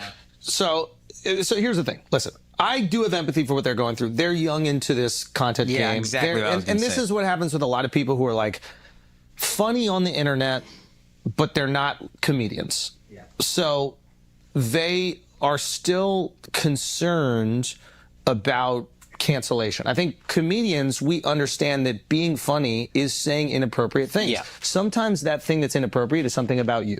Sometimes it's about other people. But the nature of being funny is something inappropriate happening. Yeah. Right? And I think what they don't realize is because they're young in the game, and we've all went through this. It's like scary in the beginning. You really think you're going to be canceled. You're worried. I'm sure that they have, people that they have to take care of, and they're like, uh-oh, what if I have to go back and I have to get a regular job? This is what happens when you pander, though. If you're not pandering, you don't worry about being canceled. If you're just being objective on your platform and spitting whatever the fuck you think is real or whatever's right, then you don't give a fuck. You're not out here trying to pander to a group and so concerned about their feelings over what you find objective. But if you're not, and you're trying to sing a narrative that you know that you're not fully behind, and then that there's a chink in the armor of that narrative, and you start getting exposed, and the real you start shining through, then you're gonna have to start getting up on that pandering stage and start being like, you know what? Well, I gotta make sure everything's good. Are y'all good? Are we protecting y'all? It's like, come on, man. Is it all over? I completely have empathy for that. I get that. What they don't realize is by apologizing, you're just amplifying it. Yeah. The people that are upset at this, the majority of them don't even listen to the podcast. A lot of them are probably resentful of your success. And they're like, why the fuck should these guys make all this money? And they're just like reacting to stupid videos on the internet and like telling stories. They're just friends. I'm just friends. Yeah, I'm just friends. Why can't I have millions of dollars like they have? So but they don't realize that. They really think it's their community. Your community still loves you. Your community still knows you. And if you actually have a community, like you say, which I do believe you do, they're not going to immediately throw you away because of one clip where you're laughing at a clear fucking joke. I was at the live show. They're not going anywhere. Your fans fucking love you. You said the live show was amazing. It was amazing. And your fans fucking love you. They're not going anywhere. But what you have done, and this is hopefully the learning moment, is that you have empowered those people that are trying to cancel you. Remember, the people trying to cancel you get off on you being canceled. You having to come out and apologize and bend to their whim and change the disposition of who you are. And it is a change, right? Because you had the ability to edit it out. You chose not to edit it out. Didn't mean anything to that. You only want to edit it, or you only want to talk about it now because of the negative reaction. If nobody reacted to it, you wouldn't go back and be like, we feel horrible and we have to protect our community and all this other bullshit you're saying. The learning lesson here is you do not apologize, because you're just going to empower these people who aren't even part of your community in the first place. You guys have built something with people who actually know you and care about you, and one thing that happens could never sway them. Especially on a podcast where you're joking around. Like, it's ridiculous. That's a learning lesson. And I think also when you're first going through that, you think about, oh, we have black female fans. I appreciate them so much. They must be so hurt by this. They're not hurt by this. You don't realize that. You start feeling empathy for people that don't feel bad, that weren't hurt. You know what I mean? You're like, oh, you're thinking about all the black girls you see at the live shows, blah, blah. Oh, those girls are probably so heartbroken. They think no, they don't. They know who you are. Those girls know who you are. They know you're joking. Go out. So I agree with everything you said, but I think in their situation, I don't necessarily feel like they shouldn't apologize because their fan base is different. You guys are comedians. You cultivated a fan base that are used to edgy jokes. So their fans tuned into the show and heard them talk. And then there's also a bunch of folks that actually do believe Andrew Schulz is racist. When Tariq Nasheed was on The Brilliant Idiots years ago, he was calling Andrew Schulz a suspected white supremacist. So there is folks that don't want to hear jokes from him because they legitimately think he's racist. So there is that component as well. But hey. Or laugh about jokes in a way that they've never done before. And so their fans can be disappointed. So it's like, I don't think it's wrong to necessarily apologize in that aspect. I would agree with you if the reaction to that episode happened immediately after it came out. There was no negative reaction after it came out. This is like a month, 2 months. That's what that's exactly my point, and that's why you should be able to see that they're just pandering. They had no problem with you guys at all. They had no problem with the jokes. They made the clips on one of their clips channel, and it was the backlash that made them think, oh, wait a minute. I should have done X, Y, and Z. I should have been protecting. It's like, bro, no, you guys didn't give a fuck. You see nothing wrong with it until you got backlash. That's the problem. That's why it's pandering. They're not standing on principle. They don't think, oh, shit, you guys disrespected our women. And there's none of that. After the episode came out. And what, to me, that's indicative of somebody who just likes canceling or causing nonsense on the internet. They're trying to like bait people with, you know, the This is also on the back end of another thing about them. This supports the thing. People are already not liking them for whatever reason. And it's not because of them. It's because they're resentful, hateful, angry, bitter, jealous people who see these guys fucking killing it, being happy, having fun. U.S. citizen, you can vote from here. Bro, no. No. What is wrong with these commercials? They're just so off. Here. And even here.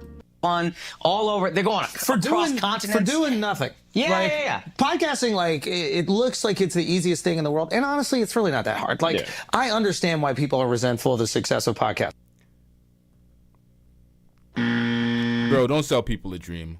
Don't sell people, oh, it's not that hard. If that was the case, everybody would have a podcast making more than they're making at their current job, just balling out. Like it's very difficult. You guys are comedians. You guys go and perform on stages with massive audiences and shit. So it's easy for you guys to command a fan base when it comes to your podcast. Do not sell these folks a dream. It's not as easy as just getting up on a platform and speaking. A lot of these people have no goddamn substance, nothing to speak about, no direction, no content strategy. It is not that easy. Don't sell people a dream. Yeah, okay. Of course. They don't have another thing that they could do to justify where they are. Like we do stand-up. And everybody, you can say whatever you want about stand-up, but most people are scared to do it. Yeah. It is an art, a skill that you can refine. Like, say whatever you want about, like, Draymond Green's podcast.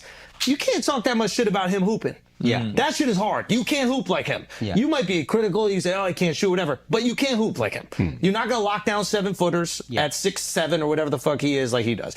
And they don't have that other thing to justify what they have. Stand-up, most of you won't even get on the stage. So exactly. Yeah.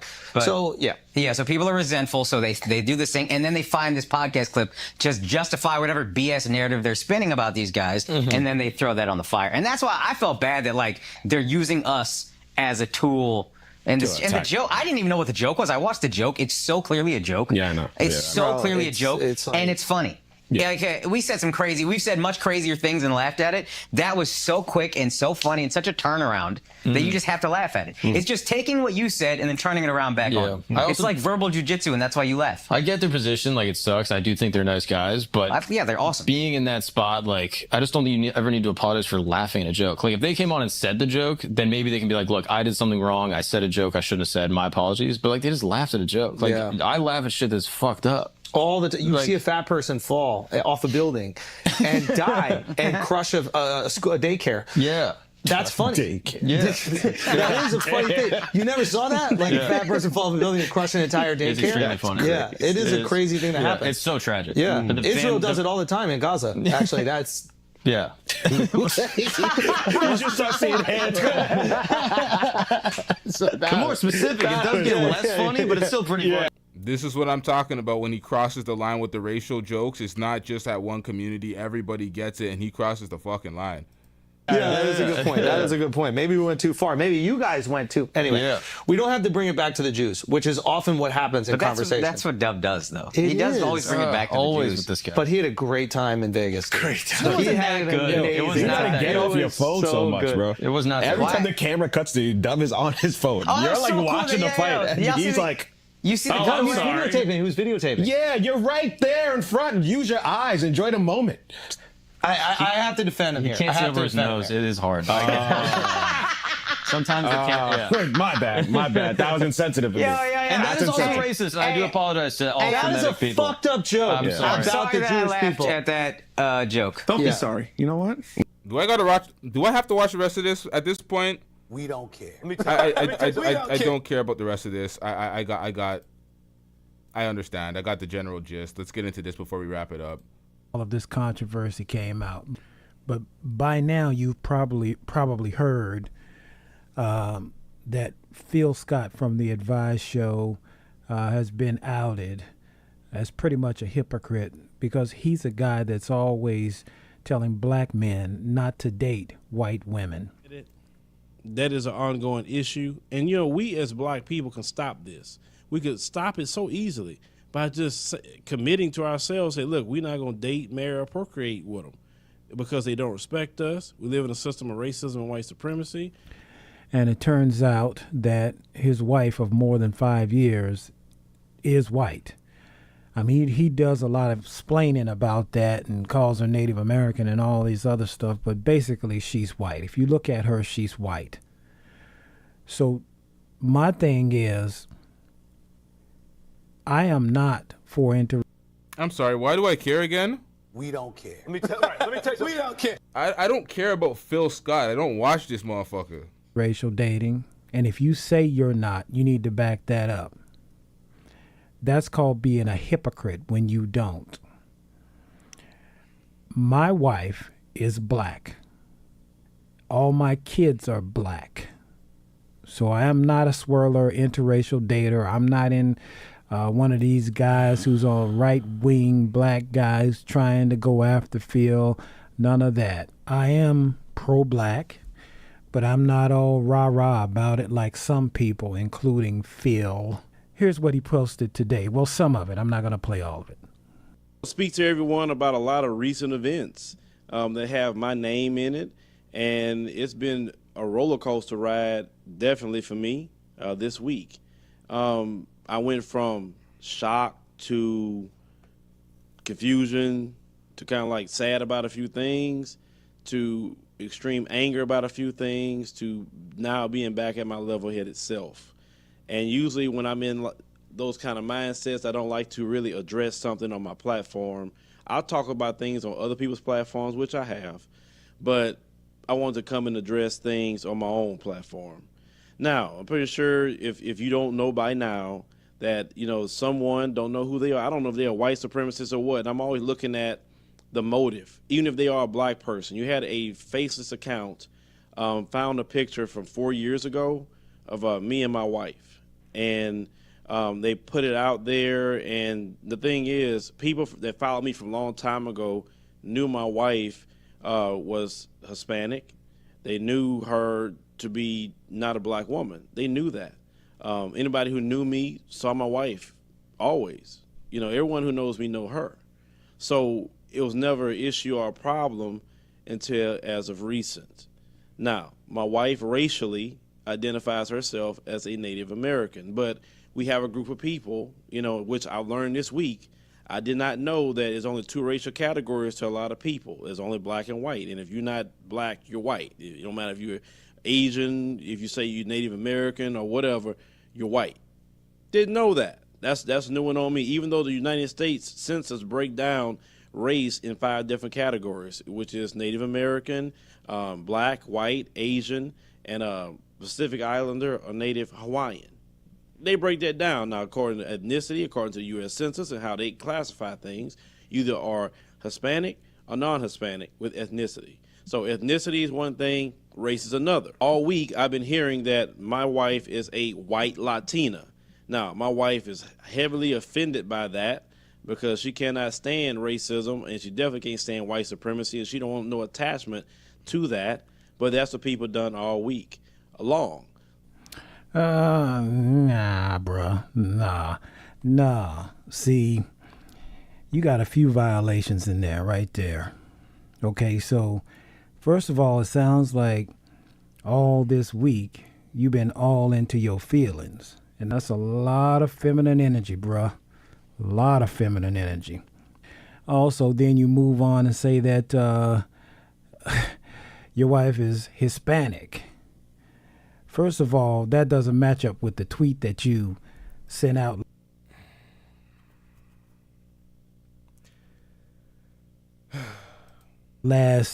about a year ago, saying she was half Native American and half black. That doesn't match up. So now she's Hispanic. But not only that, Hispanic, according to you on some of your videos, equals white, because Hispanic is just a term that white people use to inflate their numbers.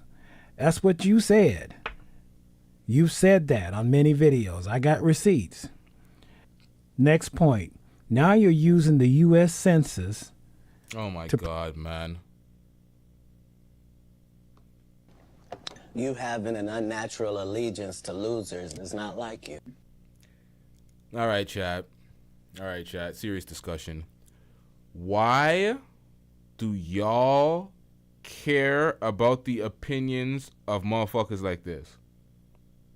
The folks that disparage black men or black women sometimes. Like, do you care? Why do I care about this guy's opinion? Who is he for me to care about his opinion? What the fuck does he do? Who is he the authority on? And this is what I'm talking about. People get triggered and like people who support. He speaks about these things, but why do I care? Who is he to my entertainment? Like, why do I care? Is he the arbiter of truth? Is he like, I don't understand this shit. If they're saying offensive things, it's like, who are they? They half the black women, like most of the black women, wouldn't date dudes like this anyway. So why would they be offended by their rhetoric? I don't understand half of this shit. Like when they have a level of influence and they allow people to basically reiterate their dusty ass message, like, you know, the Fresh and Fits of the world that have all these guys just cooning out, dusting it up, having these negative comments towards women and black women. You understand when they have a large influence. But when they're... Maybe he has influence. I don't know the numbers, but it's just not on the radar. I just don't care. I'm seeing this shit, and it's like, maybe there's point. I just don't care. And right now, I feel victimized by my own content. You're a victim. Here we go, CSI. So, chat, we're going to wrap this one up. You're done. He does have a large influence. Phil Scott has a large influence in the diaspora. Okay, he has 2 networks. Okay, so that's why we should care. Okay, I get it. God damn it, man. God damn it. Because it generates hate towards black women. They believe, okay, I get it, y'all. All right, y'all are right. All right. Fuck. I gotta cook this nigga now. He mentored O'Shea. Oh, God. You're a victim. Here we go, CSI. Got mentored by this guy? Didn't even know his name. Well, yeah, I guess he has influence. Okay. Better argument, actually. Let me make a better argument. He has influence over who? Over who? Over the men that y'all want to date? Men are following niggas on the internet. Men that y'all deem candidates, worthy men for y'all to date. I'm speaking to the black women, obviously. No. Y'all do that on another channel. We don't care. The people that he's influencing, these grown ass men that are allowing themselves to be influenced by dudes they've never met on the internet when it comes to hating black women. Are these options that y'all care about, are they viable options? My whole thing is, when people have influence over people, those are generally the people that I don't give a fuck and I don't give a fuck about and I don't see in real life. The people that have, like, Fresh and Fit, the people that they have influence over are folks that I don't see in real life at all. They don't affect my daily.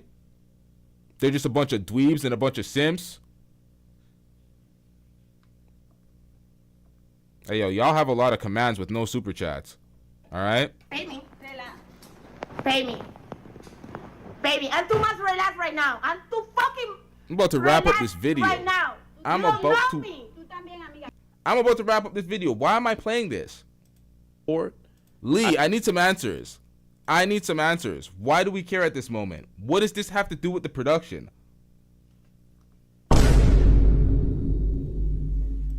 I didn't know that would cancel anything I'd ever done because of who my wife is. I did, trust me, that is not something I even thought about. My thought was always the people. What? All right. You're a victim. Here we go, CSI. Okay, so he talks about black men, black women. He talks politics a lot. You listen to him. So because you listen to him, it's my obligation to fix this nigga's rhetoric. I gotta put this nigga in line, fix his rhetoric, make him stop disrespecting black women. How about you guys stop listening to this nigga? How about that? I don't know him. If it was somebody that was on the radar, I would take interest to listen to destroy the points, but I'm not becoming interested into somebody's content just to tear them. I don't know them. I don't care. All right? We wrapping up the show, chat. I'm sorry, y'all. I got to eat dinner, y'all. What is it, 11 o'clock? I ain't eat dinner yet? Man, fuck this shit, nigga.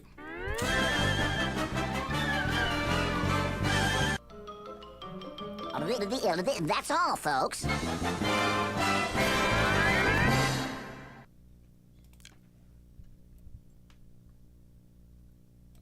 All right, I ain't gonna lie, man. I don't think y'all heard the message, y'all. I used the Colombian's lady's voice to say it, but I don't think y'all got it. Pay me. All right, walk to the door. Walk to the door. I pay Pay me. We're gonna need more super chats. We are gonna need more PayPals. We are gonna need way more bread if we're gonna take time cooking motherfuckers and destroying their rhetoric for folks that we don't really care about. We're gonna need more money. I'm getting. We're gonna need more donations. We need to work. We need to be more focused on these donations. Without them, at this point, it's not a part of the content strategy. It's not a part of what we're doing, and it's just like, yeah, we're wrapping it up. We out.